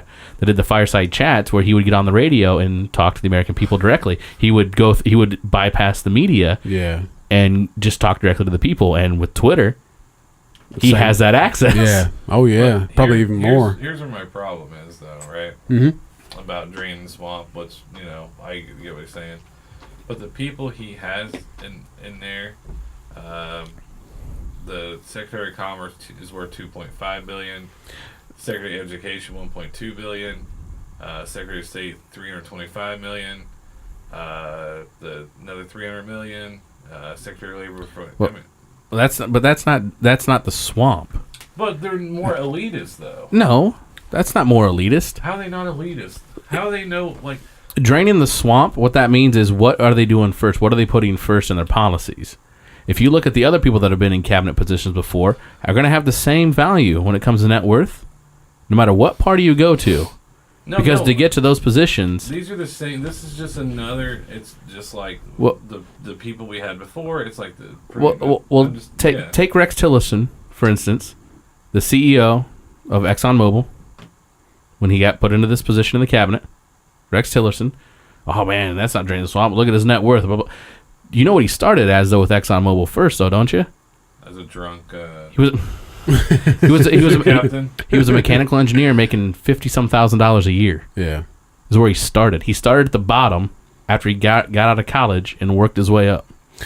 I mean, it's not like he was given a silver spoon and said, Yeah. "Hey." The point with Fuck all you. draining the swamp is to get rid of the people who the elite can't control. Right, and the people that were if they're making policy, we're doing it to make themselves only better, versus is this only good for me or is this good for me and everyone else? Yeah. Whereas I have no problem with putting policies in place if I was in power that are going to make me more money, that are going to make my family more secure, as long as I can raise that tide and bring everyone else with me. Yeah. When you're doing it just for yourself and you don't and you're taking it from everyone else, that's the bad part. That's wrong. That's wrong. Because a rising tide will raise all ships. Did you know Elaine Chao, that's actually is a daughter of, never mind, married to Senate Majority Leader Mitch McConnell. Oh, that's fucking Mitch McConnell. Yeah. But, and she sits on the board of Wells Fargo. They just got sued again, didn't they? For more false accounts. They might have been. I don't know. Fucking banking. Yeah. I still don't like, the banking industry is still awful. Wall Street is still awful. They're still doing whatever they wanted to. They're still, I mean, the housing almost got close to another housing bubble again. Not in the housing market piece. What's causing that piece is what the Federal Reserve's doing with the interest rate. I know they can do whatever they want to do. I know, because every time the elitist owned. every time the stock market starts going up, and job growth is being created, the economy's starting to go in the right direction. Interest rates. Federal Reserve comes out and is like, you know what? We're going to go ahead and raise that interest rate now on you, and we're going to put a halt to this economy growth. And even with the things that are happening, I don't know if you remember during his campaign, Trump was talking about how he's going to have, we're going to shoot for 3% growth. First year, 3% growth. What did everyone tell him? The stalled economy we were in, the shit storm that Obama inherited from Bush, that led up from the housing market bubbles that were created with all the rules getting away from the bankers. And then we bailed them out, and then they kept them. They kept the money. But all that shit came from Clinton. It came right at 1999 when they started getting rid of when they got rid of most of the Glass-Steagall Act, with Timothy Geithner, who was Obama's then Federal Reserve or the Secretary of Treasury.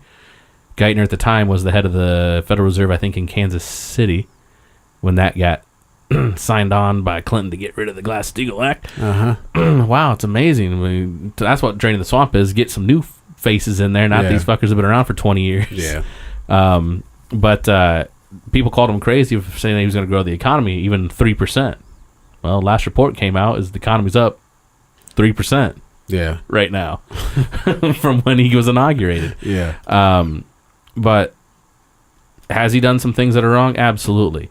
But the thing that makes me feel better with what's happening right now in some of the areas in the arena in politics is the fact that when you've got the main power structures so pissed off at one guy, oh yeah, something right is happening, because we've been screwed for so long. Absolutely. Even before we were born, yeah. it had started.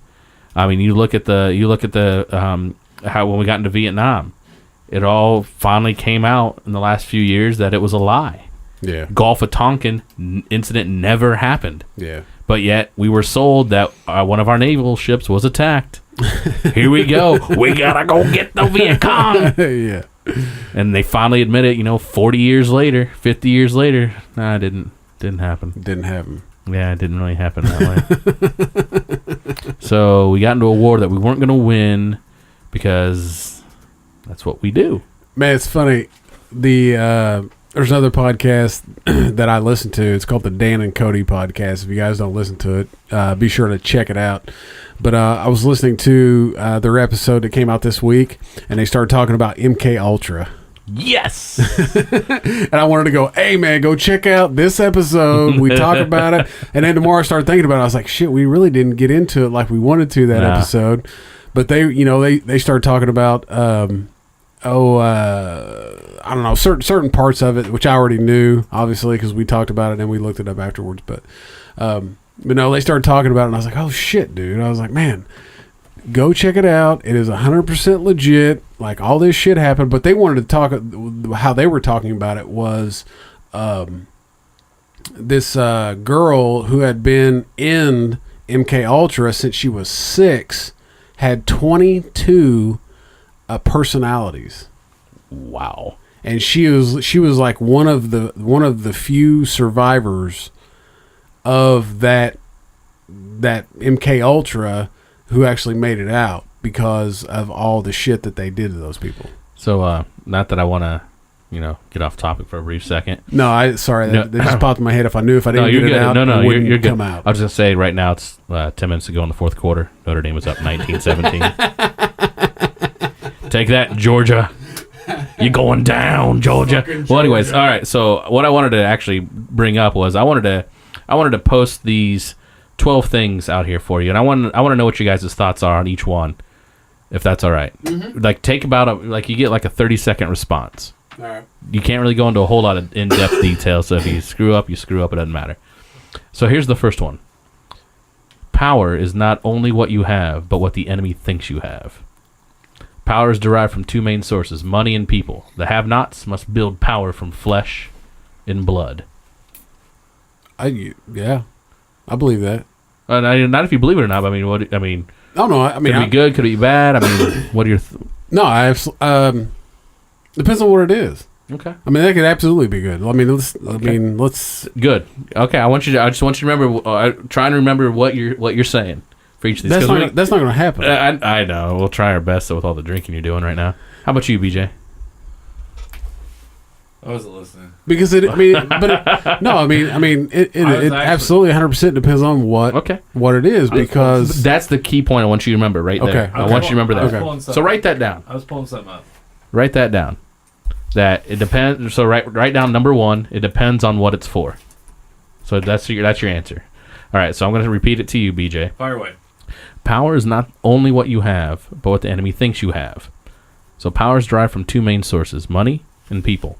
The have-nots must build power from flesh and blood. That makes sense. Okay. You could take that. You could take that and put it in many things. Okay. Yes. All right. So that's hard, because I agree with one part of it, but I don't agree with another part. Let's go to number 2. Okay. Never go outside the expertise of your people. It results in confusion, fear, and retreat. Feeling secure adds to the backbone of anyone. False. No. Wait, say that again. Never go outside the expertise of your people. It results in confusion, fear, and retreat. Stop. I agree with that part. Feeling secure adds to the backbone of anyone. Feeling secure? Feeling secure. Oh, okay. I thought you said insecure. No, okay. feeling secure. Yeah, Okay. I agree with that. Okay. I think it's white power. So, stop. All right. So, number 3. Whenever possible, go outside the expertise of the enemy. So look for ways to increase insecurity, anxiety, and uncertainty. True. Okay. I'm acing this fucker. Well, so just off of those 3 things, Okay. with what you're feeling about this, are you still feeling like what you put on number 1 there of depends on what this is for? Without when you kind of looking at these themes here. What was it? Reread number 1. So Reread number 1. I'll keep them short. Power is not only what you have, but what the enemy thinks you have. It's like art of war. Number 2, Yeah. never go outside the expertise of your people. Number 3, whenever possible, go outside the expertise of the enemy. All right? So here's another one. Number 4, make the enemy live up to its own book of rules. If the rule is that every letter gets a reply, send 30,000 letters. You can kill them with this because no one can possibly obey all of their own rules. Okay? Okay. You don't even have to really go into detail now. You just I see you guys are in deep thought. Yep. BJ's licking his microphone right now. Do you like it strawberry I put on there? It does. Here we go. This is ridicule is a man's most potent weapon. There's no defense. It's irrational. It's infuriating. It also works as a key pressure point to force the enemy into concessions. Yeah. A good tactic is one your people enjoy. They'll keep doing it without urging, and they want to come back to do more. They're doing their thing, and will even suggest better ones. Where are you getting this? So I'm gonna Okay. when you hear this, Okay. you're gonna see why I think a certain way. Okay. A tactic that drags on too long becomes a drag. Don't become old news. Yep. Okay? Keep the pressure on. Never let up. Keep trying new things to keep the opposition off balance. As the opposition masters one approach, hit them from the flank with something new. Is this some Notre Dame bullshit No. you're coming with? No. Okay. No. Okay. No, I'm not going down that route. Win one for the giver. That's what I was That we're thinking. going to build power from flesh and blood is going to be something Hey, from Notre Dame. hey, fucking. All right. I've had some weird coaches. Oh my goodness! All right, the threat is usually more terrifying than the thing itself. Imagination and ego can dream up many more consequences than any Oh, yeah. activist. Absolutely. If you push a negative hard enough, it will push through and become a positive. Violence from the other side can win the public to your side because the public sympathizes with the underdog. Okay. Okay? Yep. The price of a successful attack is a constructive alternative. Never let the enemy score points because you were caught without a solution to the problem. Yeah. Okay? No, it's still not Notre Dame. I know I mentioned points in there. I don't know. I'm still. Are we going Right, for a 2-point so here we go. conversion? Pick the target, freeze it, personalize it, and polarize it. Cut off the support network and isolate the target from sympathy. Go after people and not institutions. People hurt faster than institutions. Yep. So these are 12 things that I just read you. Mm-hmm. Are you still, with all 12 of those, are you still under the same mindset that you put with number 1 there? Depends on what it could be. No, not really. No, not really. I, That makes All right. sense, though. So that was a lot to take in. Hold on, I know it was. So let's review this. Let's look back at this one again. Okay. Of ridicule is a man's most potent weapon. There's no defense. It's irrational. It's infuriating. It works as a key pressure point to force the enemy into concessions. And then if you push a negative hard enough, it will push through and become a positive. So those two. This is Ready? it does not depend on what it's for. Ready? Yeah. These are Saul Alinsky's rules for radicals. Do you know who Saul Alinsky is? Isn't that the dude that's behind all the fucking not behind all the fucking. He's not behind it. He's dead now, but 1909 to 1972 was an American community organizer and writer, generally considered to be the founder of the modern community organizing. He's often known for his 1971 book Rules for Radicals. Yep. So, one person that admired this guy a lot, Hillary Clinton. Oh fuck! Of course. He's a diehard extreme leftist. That's why the violence piece, when they try to antagonize the violence at first to try and, so when you look at Antifa now and you look at the left trying to incite violence to get the right side of the paradigm to fight back to hopefully get something out of that. Yeah. But also, let's look at what they've done to Trump. Let's look at when he won the election. Before the election, they called Trump crazy for people saying that elections can be rigged. Yeah. I get it. And then Obama signs an order that he wants to put Department of Homeland Security in charge of all the elections. Like, well, you're going to put a federal department in charge of state elections. Love it. Yeah. Sounds like, no, nothing could go wrong. Never. Then find out that some election fraud was happened here in the state of Indiana. Pence got it out there that it had happened in a couple areas where I think it was somewhere around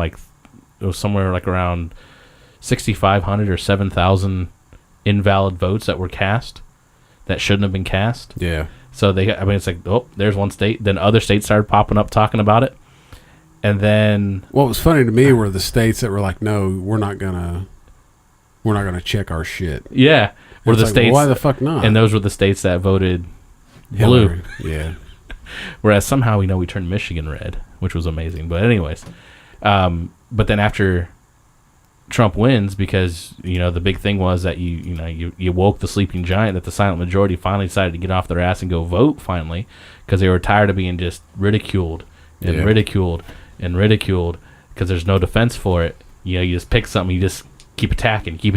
There's no defense. Just start making stuff up. It doesn't matter. Yeah. Just make it happen. So ridicule is a man's most potent weapon. There's no defense. It's rational. Makes them concede. That's what happened to a lot of the people, what are now known as the silent majority, that went out and voted. Yeah. That it overcame even the voter fraud. Then once he wins, it turns into the Russians hacked it. It's like, Yeah. wait a minute. I thought there was no election fraud. And then it turned to Russia. It's like, all right, well, we don't have any proof yet, but we're just going to keep saying Russia to this, ties to Russia to this. Then they came out with a fake dossier They found out, and then BuzzFeed got in trouble for it, which CNN had pulled it from and reported. Yeah. And then it's like, all right, well, it's not working yet. It's been 2 months. We'll keep pushing it. Russia. Then it comes out, yeah, we don't really have anything. It's just a big nothing burger. Yeah. As one of my favorite quotes from one of the CNN anchors there, from Van Jones, who was one of Obama's people in his cabinet. Yeah. But Russia. And then when that didn't work, racist. Yeah. So they're doing that now. But it's all they're doing is they're following Saul Alinsky's rules for radicals. Son of a And it's bitch. just, Which is the same thing. which is something that you don't. They also did when Obama was in office. Certain parts of them did too. Certain parts, but you had things, but they weren't pushing it where it was a major news source. Like some of the lawsuits that came out, like with his birth certificate and all that, when those things were coming out, they were actually putting things together. Well, we have this that we found, and here's this. Whereas with the Russia thing, it was all, well, we think this is what has happened, and we know a meeting happened between these two people, but it's like, well, was it Trump? No. Yeah. I get you.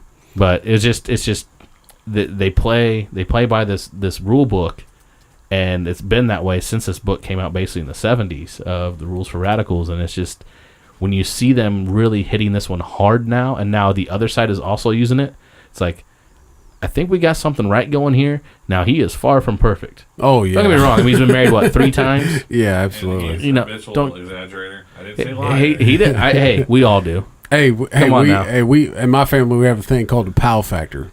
Take any number times that bitch by 7. Well, and that's the problem is he doesn't have to though. He doesn't have to, but that's, you know what? That's the way he's always been. And you know what? Even if someone's That's why I can't believe what he says half the time. That's I fine. I really don't. But honestly, would you rather have that, or would you rather have some polished up guy that just doesn't say what's on his mind? No, that's not what I'm saying.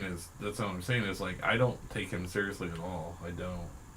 I just can't take him seriously at all. Why? Just this has nothing to do with. No, I mean whether I kind of agree. Whether he's left or right, I didn't like him before he became president. Yeah, I mean he was kind of a douchebag. Like I didn't like him before he became president, so I took him from the public figure he had Mm-hmm. before.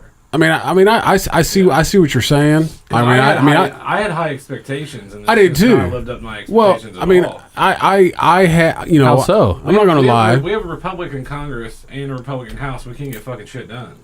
Because the Republicans aren't for him. They don't want him. They don't want him. I The know. elites don't want But him. it goes back to the elites. That's what what's I'm what. saying. Yeah. So, So like, when this midterm election comes around and it stays Republican, but we get the salty elite Republicans out The of that old office, fucks? the old fucks, or even the new ones that are bad, like Yeah. Paul Ryan, get Yeah. them out. All right, Mitch McConnell. Well, But no, well, I mean, yeah. but I Lindsey agree Graham. with you. Yeah. Like, you know, like he comes out and says shit now, and I'm just like, I can't. I don't know. And him going to like when he has his rallies, I'm like, fuck the rallies. I don't care if he goes home or Mar-a-Lago, whatever. I don't care about any of that stuff, whatever. Because even though it eats up a ton of money, but because it leaves this kid. It doesn't eat up a ton of money. It's still the same thing as the security details when he's at the White House. But you know, it lower my fucking taxes. He's working on it. I know he's trying to, and he's already talking about it. And you know what? We've already seen him physically on hand, physically doing work with Harvey. But yet, Who, Harvey Lippenstein? no. Hurricane Harvey, Houston. Whereas the last hurricane under Obama, I mean, where was he at? Oh, he was golfing still. Which one was that? 2016. That was. Oh goodness. Was that the one that hit New Jersey? No. That was a long time ago, wasn't it? That was years before that. My fucking mind is shot. But Quite a turnout here at this hurricane. I'm glad you guys all came out. no, that to help. It wasn't for him.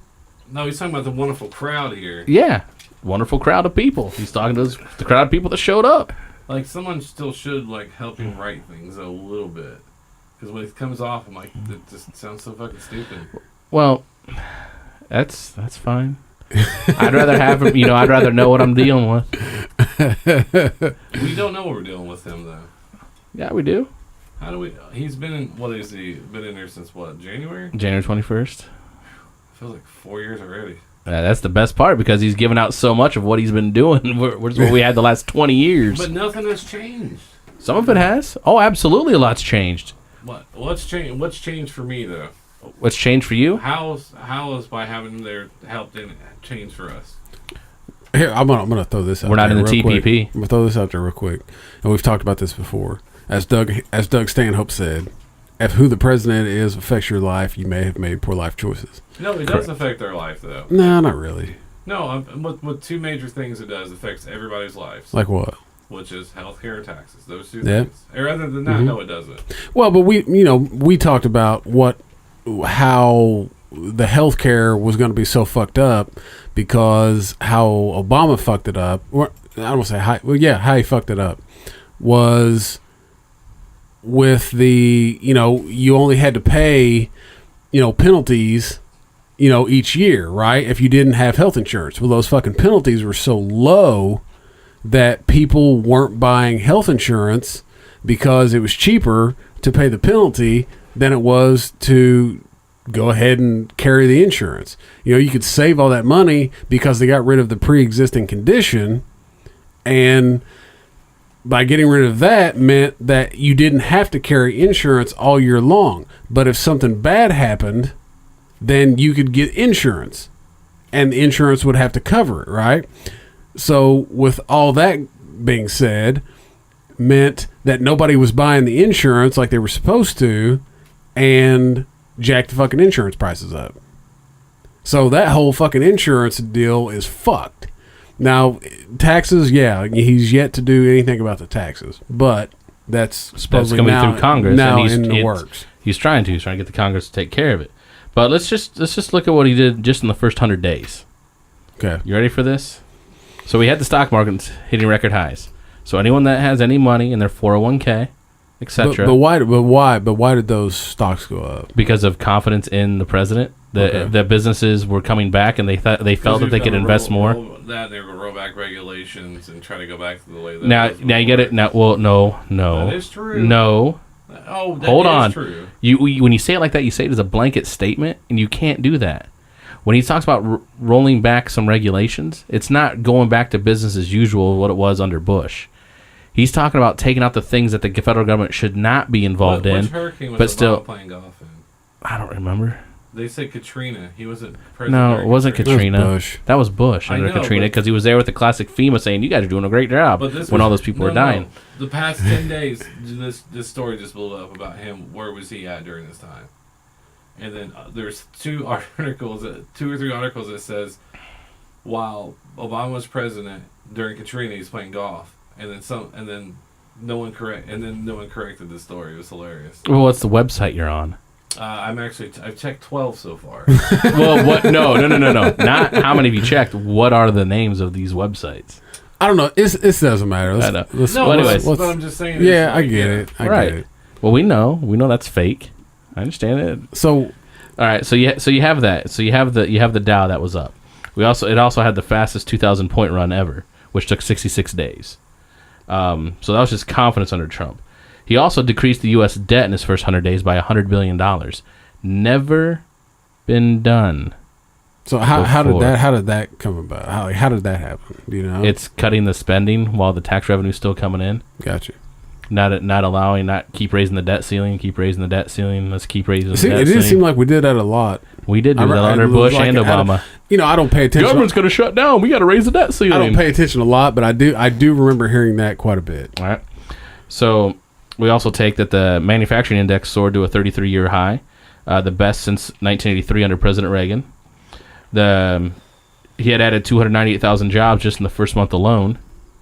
When he talked with the deals with Apple, Toyota, and I'm trying to remember who the other one was, where they were going to build their main manufacturing plants here, especially with Apple coming here versus only being in China. Yeah. And that was a huge one. Housing sales were skyrocketing since 2011. You know that the average on sale, the houses were on the market for about 84 days in 2011.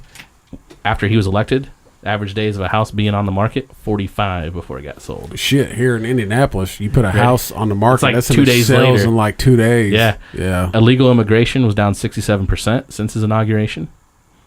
and that came directly from border patrol, and some other places where they look at people actually coming over because they were enforcing more to a degree, but I think people were just more scared of the threat of, oh God, he's going to come find us if we cross over there. Yeah. Yeah, I mean, it's a possibility. He got NATO to announce that they are going to increase their allied spending up $10 billion versus the United States footing the bill.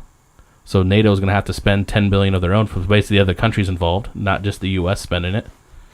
Here's something that I think a lot of people. But also the prices for the housing was the 64th consecutive month of gains compared, so it's been going up for a while. Yeah, here's a question I have. I don't know if you know the answer or not, and I know a lot of people threw a fucking conniption fit over it. But when we backed out of the Paris, Paris Accord or whatever it is, It's basically towards the climate change. So why did we do that? Because of the money we were spending, right? Is that right? Because wasn't it based on per capita country and how much you had to spend, wasn't it? No, because China and India didn't have to pay anything. China wasn't going to have to pay anything. And don't they put out the most? 7 or 10 years? Yeah. The goal of the Paris thing was to try to the countries that were causing the most pollution. They were trying to all get together and try to cut emissions. Yeah. But the problem is, like, we would actually do it. We would sign bills, legislation, cutting back, right? Other countries were like, oh, we're doing it too. And they're like, yeah. Yeah, well, the funny thing is I'm right on that part of we it. We already had cut quite a bit in the fact that when it comes to coal here in the United States, we have scrubbers, and we actually have what's known as what they call clean coal. Yeah. China, they don't have that. Yeah. But yeah, we were going to have to pay all this stuff, and China and India were not going to have to pay anything for a while. It's like, well, wait a minute. That's going to continue to put our economy down while they could still grow, because in order to pay those things, that means taxes are going to go up, because all this is one big, this whole carbon tax thing is a big pyramid scheme. And it was actually created by one of the Enron guys, along with Al Gore, originally contrived back in the 80s. They had talked about doing carbon taxes. Well, he created the internet, gave us Yeah. I love that one too. Well, back to what you're saying though, but the lending, consumers aren't borrowing just for homes; they're actually taking on more debt. So cars are growing up, using more credit cards. Yeah. But the only thing that's a little disheartening is, like, consumer spending is down, especially to your traditional retails. Traditional. This has nothing to do with him. I'm just talking about, like, you're going to see more places like Kohl's, Macy's, JCPenney's. Oh, because everyone's going online now. No, I agree, and that's what's going to hurt, because eventually when those places close, there's not going to be a lot of places for those people to go. Yeah. Yeah, there is, because they're going to keep expanding Amazon, and which kind of sucks, by the way, because Amazon gets government funding now. But here's the other key fact is, though, companies are not willing to pay bigger salaries right now. They're willing to take on more, but they're not willing to take on higher salaries with a lot of these companies. So what I'm saying is, we've talked about, we kind of know what me and you make, right? So it's but it's going to go back to where if you want to get paid, it's going to be a skill. You're going to have a skill trade. Yeah. Which I said which is what it should always be. Just talked about that. It should always be that way. No, I'm not. Which the 4-year degree now is now America's in trouble because there's not enough fucking tradespeople, because we put so much emphasis on a fucking 4-year degree for the last fucking 30 years that now you got a bunch of fucking college-educated kids that don't know how to do fucking shit. They are my barista. Yeah, they are. They don't know how to. They don't know how to fucking swing a hammer. They don't know how to weld. They don't know how to fucking run electrical in the house. It's funny you mentioned that. Did you hold on? Did you see? Yeah, you can. Well, did you see the YouTube video of the students applauding the fact that someone was able to show them how to open a can with a can opener? Did you see that?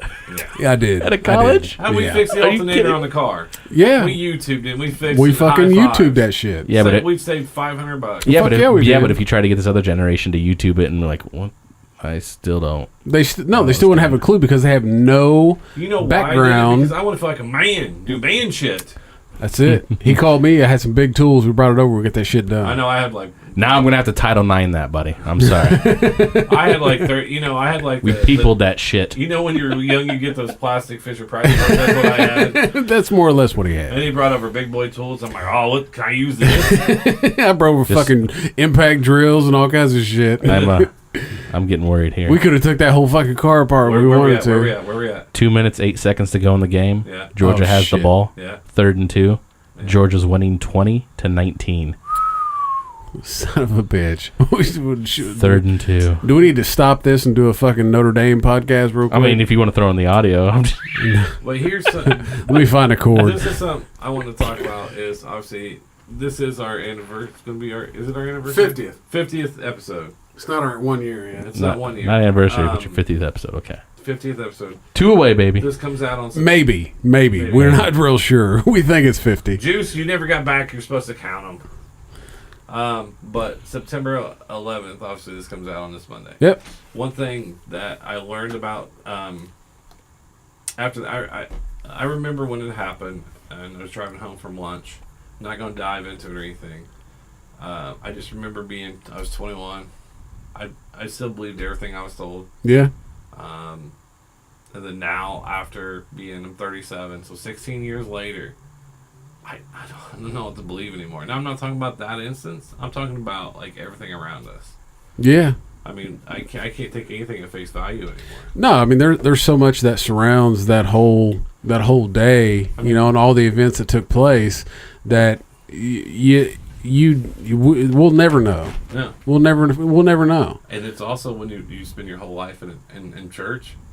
Yeah. And then as you get older, and I was just talking to someone about this the other day in a very respectful way, and I remember saying to her, and I was like, as you get older, like you're constantly told this, and this, and as you get older, you want to find out more things on your own to see if there's more out there and expand yourself, and there's nothing wrong with that. Yeah. And because you can't always take everything at face value. I mean, you can't. Nope, you should always question. Question. Always. I mean, I question things in the right way. He questions everything like. You're an idiot. Yeah. It's called the fathead theory. No. Some people say quit playing devil's advocate. It's like, well, you know what? Sometimes though, it's good to play devil's advocate. It doesn't mean that I necessarily believe that way. It's that I want to ensure that if I have a certain view, am I in the right spot? Yeah. Because if I don't question myself and then question, why I'm making this decision, I'm just going in blindly. Yeah. And that's how I used to handle my women, blindly. You still do. Yeah, I know. I put a blindfold in, go tongue deep. Right. Well, see what he does now is he blindfolds them so they don't have to look at him. I know it. I don't want him to. While he's sweating on top. I know. That's why I started going to the blind academy. They fill my face. The good old Indiana School for the Blind. Yeah. That's My face still passes their touch test. They still have a football team? I think so. That's awesome. I lost to them. We played a scrimmage, me and a couple other buddies. We're just out of shape. Didn't you try and wrestle them too, and you find out how strong they are? All their other senses go up. Yeah, the blind is so strong. I apologize to any of our blind listeners out there. I was just trying to make fun of BJ here. I know. It's not easy. You got to come with some good stuff. We're down to 1:57. Notre Dame has the ball now on their own 19. This will be the last drive of the game. My wife it is now almost 12 o'clock, and my wife is sending me links to houses we need to buy. Do you think she'd be in fucking bed by now? I don't know. Maybe we should bring her in here. We should. She'd be great on here, but she won't do it. We are going to start another podcast. We just haven't yet, because I'm waiting on her to come up with the topics. I was like, listen, I'm the fucking host. I don't come up with the smart shit. You're the one with the fucking college degree. But hers is actually useful. Hers is useful. Hers is 100% useful. She's helping transform the kids that are kind of fucked up in this world. Maybe have fucked up parents. Maybe have something a little wrong with them, a little off. Or all they do is they watch Notre Dame football the whole time while trying to do a podcast with his friends. Yeah, that's why this show sucks so fucking bad. Yeah, I haven't done too bad of a job. Come on now. No, you done pretty good. Oh no! No, Jesus Christ! No. What is the fucking score? What time is left? Oh my God! Fumble. Who just recovered it? Please don't say Georgia. The Jesus game's over. Christ! Please, Are we Georgia. doing this? Please, Please, Georgia. Georgia. Please, Georgia. No. Georgia. No. Georgia. I mean, it's gonna be like God everything damn else. it. It's gonna be like it's everything. Georgia. It's Oh, down goes Notre Dame. just like everything else in your life, you're gonna come up a little short. Oh, by the way, the viewers did want to know if we had our Super Bowl picks in. So what the Already? Oakland. You're picking Oakland. You know, Yep. they lost Janikowski for a while now, right? Doesn't matter. Oakland. So, Okay. but you have to pick the two teams that are going to be in the Super Bowl. Oakland and Green Bay. Are they in the same conference? I don't know. No, one's I know. Oakland's I was AFC, Green Bay's NFC. Wow. I'm gonna go with the Patriots and Eagles. You know, I'd love to see that rematch in the Super Bowl. Patriots and Eagles. Yeah. I could see the Patriots getting there again only because after that game Thursday night against Kansas City, Yeah, I getting think they're beat gonna, that bad. Yeah, they're Did gonna you see come the back did fucking you- hot. I know. I hate the Pats. Yeah. I hate Tom Brady because he went to Michigan. Yeah. Did you see the look on his face with like 2 minutes to go? Huh. He just has this dirty scowl. Just you can. I He's feel. mad. I feel for every other team that they play this year. Oh yeah. We're going on to Kansas. Every time they ask Belichick, we're going on to Kansas City. So, what do you think happened out there? We're going to. That's all it sounds like. You gotta. His hood's up though too, where he looks like an uncircumcised penis. See, that's why they lost. Is because he wasn't wearing the cutoff hoodie, and the and because they cut off what is it the hoodie the one where he cuts it off right there at the Oh, the shoulder slit. Yeah, it's like he's a high school kid trying to show off his guns. like Sun's out, guns out.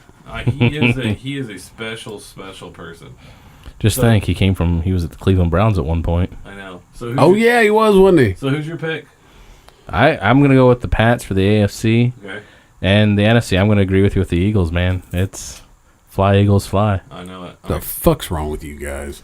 I don't know. Colts will be lucky to win 5 games this year. Fucking 5. Jesus, thanks for the fucking compliment. I think that's what we should have done. What were you thinking? 3? We should have got the betting line and bet on a couple of those, like like under 10 games, under this or whatever. I think the other good one's gonna be how many fights break out when when OKC comes into town to play the Pacers with Paul George. Oh yeah, shit, I forgot about that. And they got hit with tampering charges. The Lakers did. And Oh yeah, they did, didn't they? Fuck yeah, they did. And the score is final. So they What's the lose. score? 20-19. Son of a bitch. Georgia? Georgia won. That's Wow. fuck. 20 That's to awesome. 19. Good job, Georgia. So tell us how you feel. I'm depressed right now. That Georgia now leads the all-time series 2 games to none. It's only the second time we ever played them. Fucking dynasty. 1981, Herschel Walker ran on us. They beat us 17-10 Arshall was a in the bad mofo. in the Sugar Bowl, and that was down south at the Sugar Bowl. And then Where was it at? 2019 Sugar Bowl, which would have been in Sugar Bowl. See, what you do is you get you some cereal, and you put some sugar Sugar on a bowl. Bowl. On a Sugar Bowl. isn't that in Georgia? Isn't that in Atlanta? Yeah. Yeah. Is it? mean, Yeah. you're No. right. Yeah, I was thinking of the Orange Yeah. Bowl. That's in fucking Miami. That's in Miami. Well, Yeah. for now. It might be in Nebraska. Well, I mean, Miami game was an away game this week, but they canceled it. because Yeah, they obviously they haven't canceled it. been. Wasn't it Forest? I don't know why the Miami? fuck was that. That was a. Yeah, I guess that was a Sunday game. It might be a little wet. Tampa Bay game got canceled. Tampa Bay and Miami got Yeah, canceled yeah. 4 or 5 days No, ago. but Winston's Yeah. gonna get some crabs. That's right. This time he can get them for free, the right way. He should. I'm just moving on to Kansas City. Shit. All right, we better wrap this bitch up. Well, to wrap it up, I'm going to leave you with some food for thought. With we have 9/11 coming up on Monday. Absolutely. As this gets released on that day. We were just talking about when Yep. we watched Yeah, Notre Dame. yeah, I know, I know. Yeah, if you paid the fucking attention, we'd I be was able to paying get attention. this You're shit only- done. I was just We'd be trying to fucking- I we'd was be trying to fucking- recap. We'd be fucking done right now if you But- were watching the fucking Notre Dame game. If you guys, I highly encourage for everyone to check out the architects and engineers for 9/11 Truth. Some of the top world engineers and architects. It's a nonprofit organization. I've gone through mountains of evidence to show why some things don't add up from the 9/11 Commission report. Mhm. Here are some of those things. Okay. Rapid onset of destruction. Let's be respectful about this. It is. Okay. Constant. This is all about science. Okay. Is all this is. All right. This isn't about who done it. Yeah. This is with what we've been told was a lie. Okay. Constant acceleration at or near free fall through what should have been the path of greatest resistance, how the buildings collapsed. Okay. Numerous eyewitness accounts of explosions, including the 118 Fire Department of New York personnel. Lateral ejection of multi-ton steel framing members distance of 600 feet at more than 60 miles per hour from the buildings. Mid-air pulverization of 90,000 tons of concrete in large volumes of expanding pyroclastic-like dust clouds, which doesn't happen from a fall to pulverize concrete. Isolated explosive ejections 20 to 60 stories below the crush zone. Total destruction and dismemberment of all 3 buildings, with 220 floors, each an acre in size, missing from the Twin Towers debris pile. That's right, 3 buildings, because we're not just talking about Towers 1 and 2, but Building 7, which didn't get hit by a plane, but magically fell from fires. Don't know how that happened. Several tons of molten steel and iron found in the debris pile. Evidence of thermite incendiaries on the steel beams, and nanothermite composites and iron microspheres found in the World Trade Center dust samples. So those are just 10 things that don't add up with how the buildings fell. Yeah. How they fell. That's all it's looking at. It's not going into who done it. Yeah. You know, it's just talking about how they fell. Because what he was saying is on the 9/11 commission report, a lot of the family victims were very upset because it felt like it left a lot of things out. So that's kind of where that came from too. It's 2,750 architects and engineers around the world that have looked at this stuff. Congress and those guys need to pass that bill that gets those people, the first responders, the health care they need, the coverage they need. They still have not passed it. Nope. They have not passed it, the first responders. It doesn't matter what we think happened there. They're not fucking taken care of. They can't get insurance. These people have cancer. They have breathing diseases.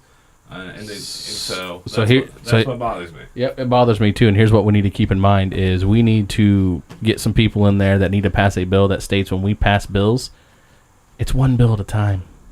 Not sneak that stuff up the poop chute. That's why. Yeah, it's because the last one that got passed that got declined by the Republicans. Yeah. And they tried to blame it. The Republicans don't care. It's because the other side started sneaking all this random shit, and it's like, what's it called when the old pork bills? There's a name for it. So basically, me and you want to butt play. Yeah, butt play. There it is. Butt play. So me and you decide. We only talked about poop about 2 hours ago. That was it. I got poop. Anyway, so me and you decide that we want all roads to be made out of concrete. Yep. We both agree on shake hands, got the bill. Over here is like, hey, well, I think all planes should be neon yellow. Can we put that on your bill? Because yours is going to pass, and that'll pass because yours are going to. That's what they do. Yeah. Yep. And then someone's like, whoa. Why somebody actually reads that shit. It's like the fucking agreement on the end of a fucking iTunes fucking thing.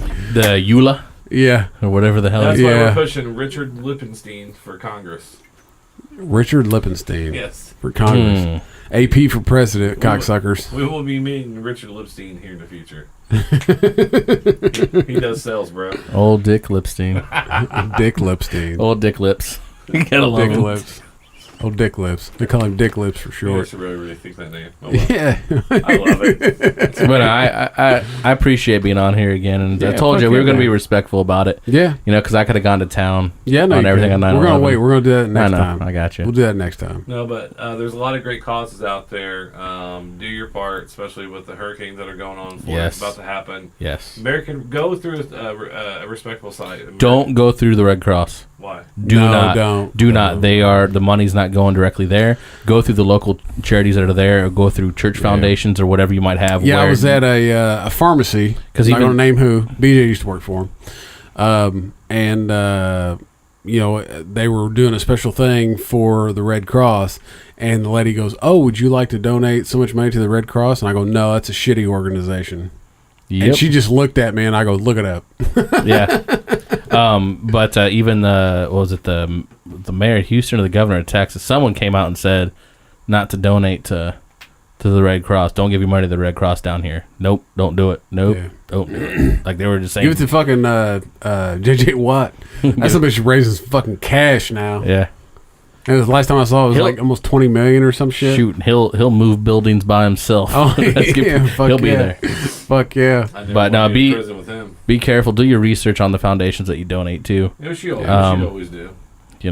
Always do that because the majority of that money on the huge organizations, if they're not the right ones, don't go there.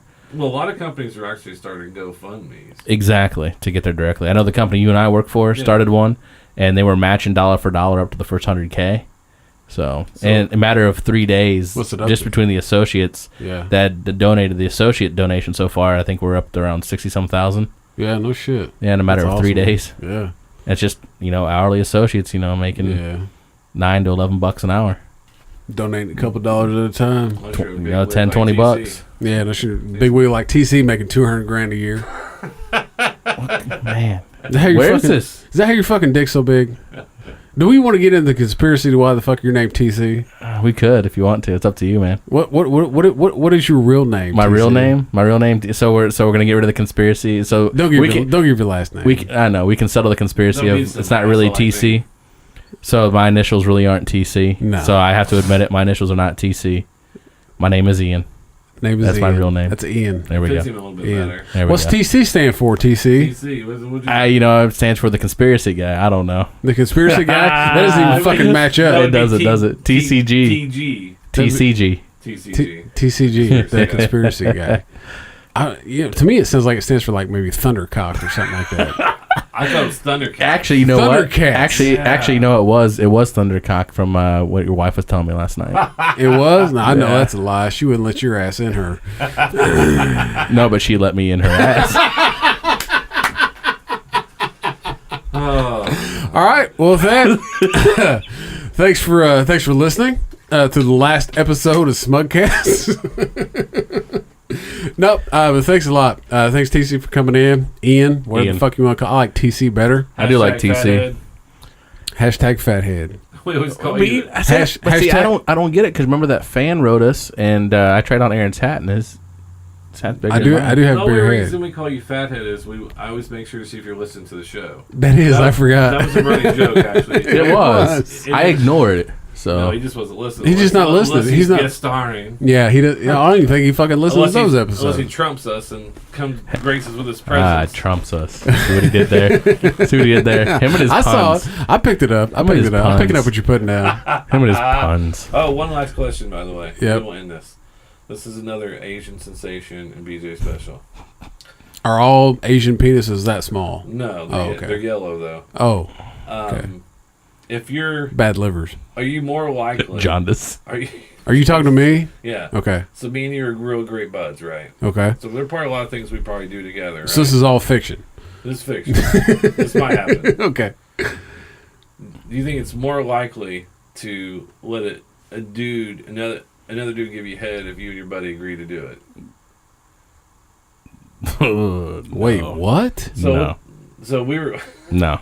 So we were talking about this, right? Because we kind of talked about. So if some guy offers to get if it's one of those, TC hey man, if TC offers to give me head Leave me out of this. and you're like, come on, man, just and I can only do it if he gives you head. no. You're like, come on, man, let's do. It's fine. Let's just do it together. Do it together. Oh, so this is One of me those- and you. It's one of those. Hey, This is me and you doing it. Or me and TC doing it. He's like, hey, just I want to give you head, Yeah. the hell? but I want you to give me head too. yeah, One of those type It's deals. one of those. It's I only do it if only do it if my buddy gets to do it too. What the fuck is wrong with you two? Why are you bringing three? Now there's 3 people involved. I'm so confused. Because it's You one, motherfuckers need a break from each other. because it's one of those things where Are you sure you and Asian aren't married? might as well be. I see more of him. If he grew his hair out a little longer and shaved that beard, Oh, I'm so sorry. he might be a woman. Me on- Give him a couple little fake titties. Me like the white sauce. Mm. But that was just one of those weird things because there's always like, hey man, well, do it with me. I'm like, no, it doesn't make it any better if we both do it. I mean, there's a difference between the Eiffel Tower and airtight. And airtight. Yeah, I mean, it's one thing if you think Yeah. it's Oh yeah. not- If we're on either, it's one thing if our dicks are a quarter inch apart. It's another thing if there's a dude sucking both our dicks.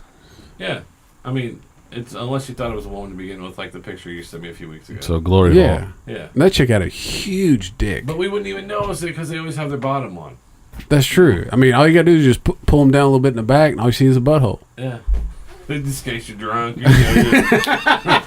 That was so hilarious. Wow. Like just, when you're drunk, you just put it in your butt and go out, and you're like, Fuck, I ain't done that in a while. from now Hey, on, yeah, if I ever he get doesn't. the- He doesn't have a fucking clue what we're talking about because he didn't listen to the fucking episode. Did you?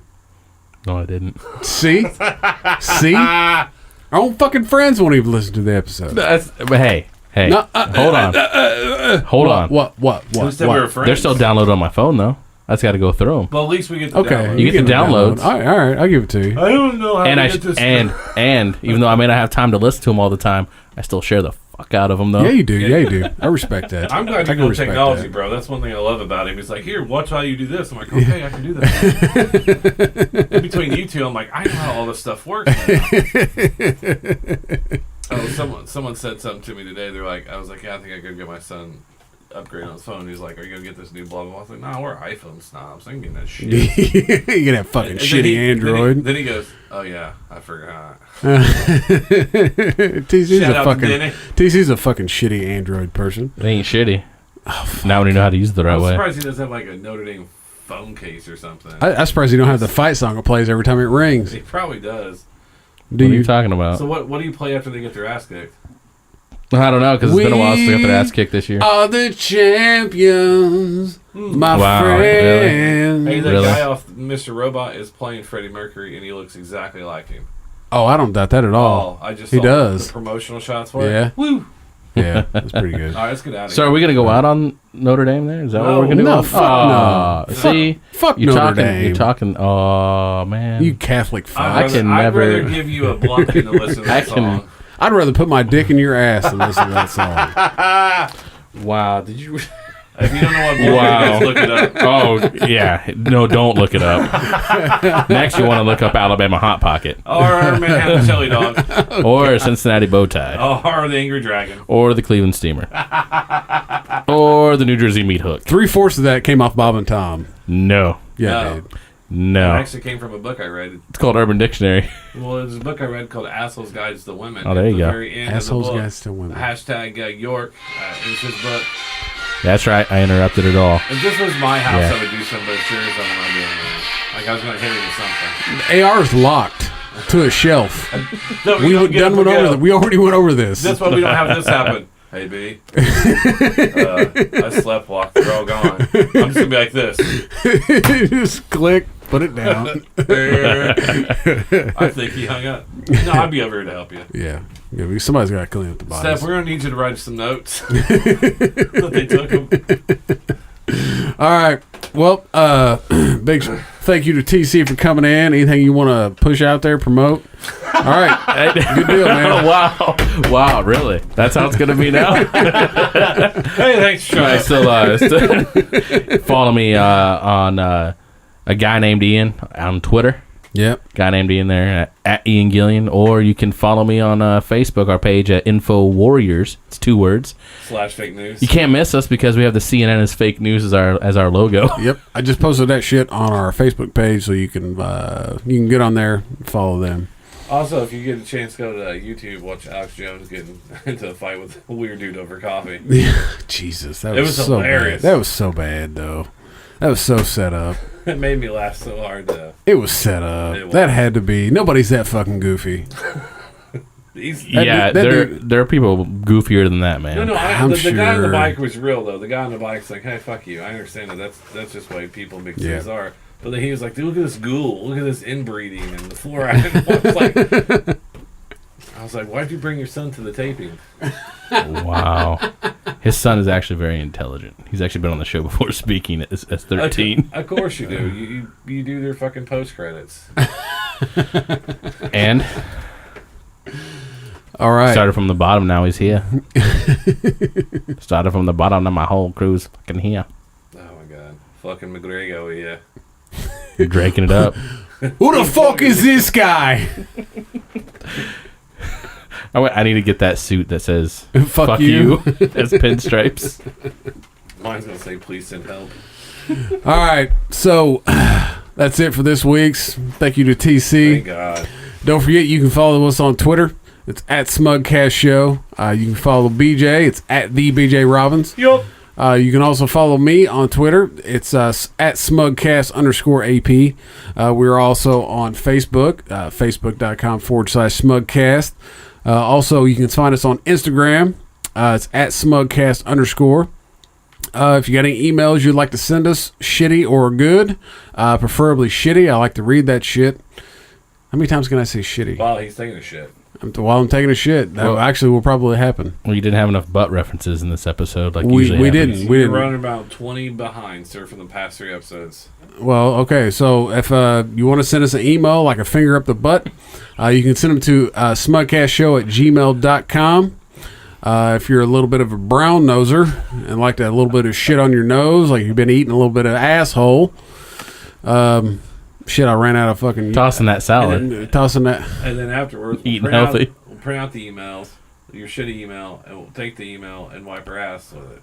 You know what? No matter how close... You know, I mean, a girl's asshole is only about a quarter inch away from the pussy. I've never measured. Well, I'm guessing. Eyeballing it. So quarter inch away. Brown eyeing it. That's not No matter how much you don't want to, your tongue is going to end up on her asshole at one point in time or another. On the outer crevice, yes. No, I mean, you go stick that motherfucker in there. I think I had tequila one night. Got to get them dingleberries, man. She better shave that bitch. Trent was over there. Who the fuck is eating a dude's asshole? Trent was over there talking about this the other day. No. So we were talking about... He kept saying duty. He kept saying dookie. He's like, you get... He kept saying... Was he Fred Durst? He was talking about coming out of the bathroom or whatever. He's like, if a girl comes out of the bathroom after taking a dookie, he's like, I don't want to have sex. I don't want dookie particles to get on me. He kept saying dookie. What the fuck? Well, he's true, though. Because, He did it all for the because dookie. think about it, though. I did it all for the dookie. If the world's hottest girl So you can take that cookie. that you've been waiting to give her the Clark W. Griswold, Oh, there we go. and then all of a sudden she walks out and you're like, oh, she's like, I'm ready. But no, baby, you need to take a shower, wash that ass. And if I does it too, because if you walk out of the bathroom like, hey, babe, like there's something about a number 2 that you can't transition into sex unless you're a real dirty person. Oh yeah, no, that's gross. I mean, yeah, because if you're out, Unless you got a bidet. I always Lean that I used ass. the bidet once and I didn't leave for a day. I just sat there. Slit it, crescent. You got a lot of nerves back there, man. I'm sure it probably feels pretty good. Splashed it up. All right, Stimulation of the prostate. little milkage, little milk in it, little milk on the prostate. Easy Stifler. I want you to use 2 fingers this time. I want you to pretend like you're in prison. All right, let's fucking end this. That's all social media. Hey, big shout out to 812 Farms. Don't forget you can check them out at the Nabru Beer Festival on September 16th in Brown County. Also at the Corn Maze Beer Fest on September 23rd at the 450 North Brewing Company in Columbus, Indiana. Also, check us out at the Hop Farm Party on October 21st at 812 Farms. We will be MCing. We are apparently going to be MCing. They are going to have some live music, some beer, some barbecue. Me and BJ talking shit on the mic, apparently. I know we talked about that on Juice's, or you talked about that on Juice's podcast. You kind of dropped that bomb on him last week. And it's like, listen, fuckers, we're going to MC your shit. We're just not going to tell you about it. I said, how are you going to have us 2 around mics and not expect us to touch them? It's like being at a topless place and not touching some titties. Well, but they're also supposed to have a couple other people from a podcast here in town, or a couple podcasts doing a podcast Yep. while at a podcast. Does that make sense? Yeah. I don't know. It's a podcast on a podcast about a podcast while we're attending a podcast. Something It's like like the that. Truman Show of podcasts. We're going to be there shooting some video, so if you want to be in the video, get your ass out there. Come hit us up. We'll be there. You'll see us. You know what the fuck we look like. Also, big shout out to Ranger Nutrition. Don't forget you can go to rangernutrition.com. Use promo code SMUGCAST and you're going to get 15% off your order. Also, Jay's Wings and Seafood over on the east side of Indianapolis. Fucking double time. You can pop in there, use promo code SMUGCAST, and you're going to get 10% off your order. Make sure Jay's there. Jay's wife's being a bitch. Sorry, Jay, I'm fucking drunk. Also, He has a man bun now. Jay does. does. He shaved the side of his head. He's got a man bun. No, he's got the ponytail. He's not bunning it up yet. I know, but he's got one of those samurai warrior hair. Yes, he does. Jay's Wings and Seafood is no longer a longer a sponsor. And he put in diamond earrings. What the fuck is it? What is this? He said, "How BJ, this look good?" I was like, "No, bro, it's fucking No, it stupid." looks He's like, "Oh, you funny?" I was like, "No, I'm not being funny." He's like, like "Oh." a fucking ninja in a Hollywood movie. Beverly Hills Ninja. Yeah, Beverly Hills Ninja. Also, big shout out to My Easy Company. Don't forget, you can go to their website, myeasycode.com. You can use promo code SMUGCAST at checkout, and you're going to get 10% off your order. And they are also going to donate 10% to a charity of our choice. Don't forget, these care packages are customizable. So it's not like you just go on there and you pay a certain amount of money, 20, 30, whatever, $20, and they send a care package. No, you can go on there and you can design your own care package and send it to whoever you want. So if you have a soldier that you would like to send a care package to and you don't know what you want to put in it, you can go on their website and pick out what you want to send them, and they will send it to your soldier, your EMS worker, all that shit. So be sure to do that. It's myeasycode.com. Also, big shout out to Repo Records. They help us out with the audio each and every motherfucking week, cocksuckers. Somebody told me the other day they like when I say cocksucker. I do feel something when you say it. Do you? Yeah, it moves a little bit. I mean, when I talk, my dick gets hard, so. Easy, McGregor. No one got it to But that's Repo Records taking the music back. I don't know what that was. That sounded like Jamaican. That did. I don't know what That sounded a little doing. Jamaican, didn't it? That did. But that's Repo Records taking the music back. Oh, absolutely. His fucking guy. So, what are we going out to this week? We're taking it back to Taking it back to the old school, like an old fool. Who's so? I don't know where the fuck that just came from. That's Whoomp. There it is. That's tag team. Whoop, there it is. Let me hear you say whoop, there it is. So I knew what tonight was going to be like. Fucking insane. Because it's our 50th episode. Yeah. We're kind of a big deal now. I've been drunk since 4. I've been. Yeah, I mean, you do smell like mahogany and leather-bound books. Thank you. Sweet. So we Aged we just like want a to let fine people know wine. we will never change. No. So the title of this song is from House of Pain, same as it ever was, and I think no matter whatever happens, will probably remain the same. Same as ever was. All right, kids. Stay smug. Come on. Just bring it in one time for me. Real heavy.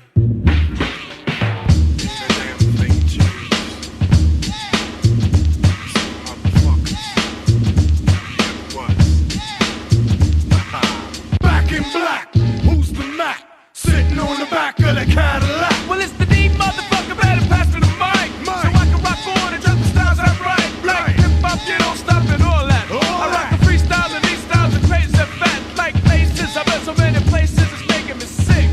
Punk, get off my dick, Cause I'm the same motherfucker that I ever was. Same Same motherfucker. motherfucker that I ever was. Same motherfucker. Same motherfucker that I ever was. Same motherfucker. I can't pay attention cause I'm on that dust.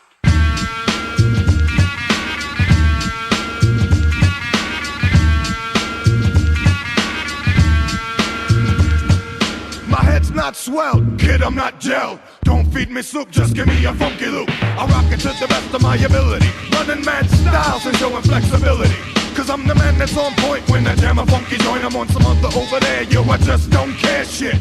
Pass the mic, kid, and I'm on the test shit. Up like a piece of paper, your girl caught the vapor when I ran the caper. I ain't rearranged, so don't look strange. I'm the same motherfucker, ain't a damn thing changed. I'm the same motherfucker that I ever was. Same motherfucker that I ever was. Same motherfucker that I ever was. I can't pay attention cause I'm on that dust.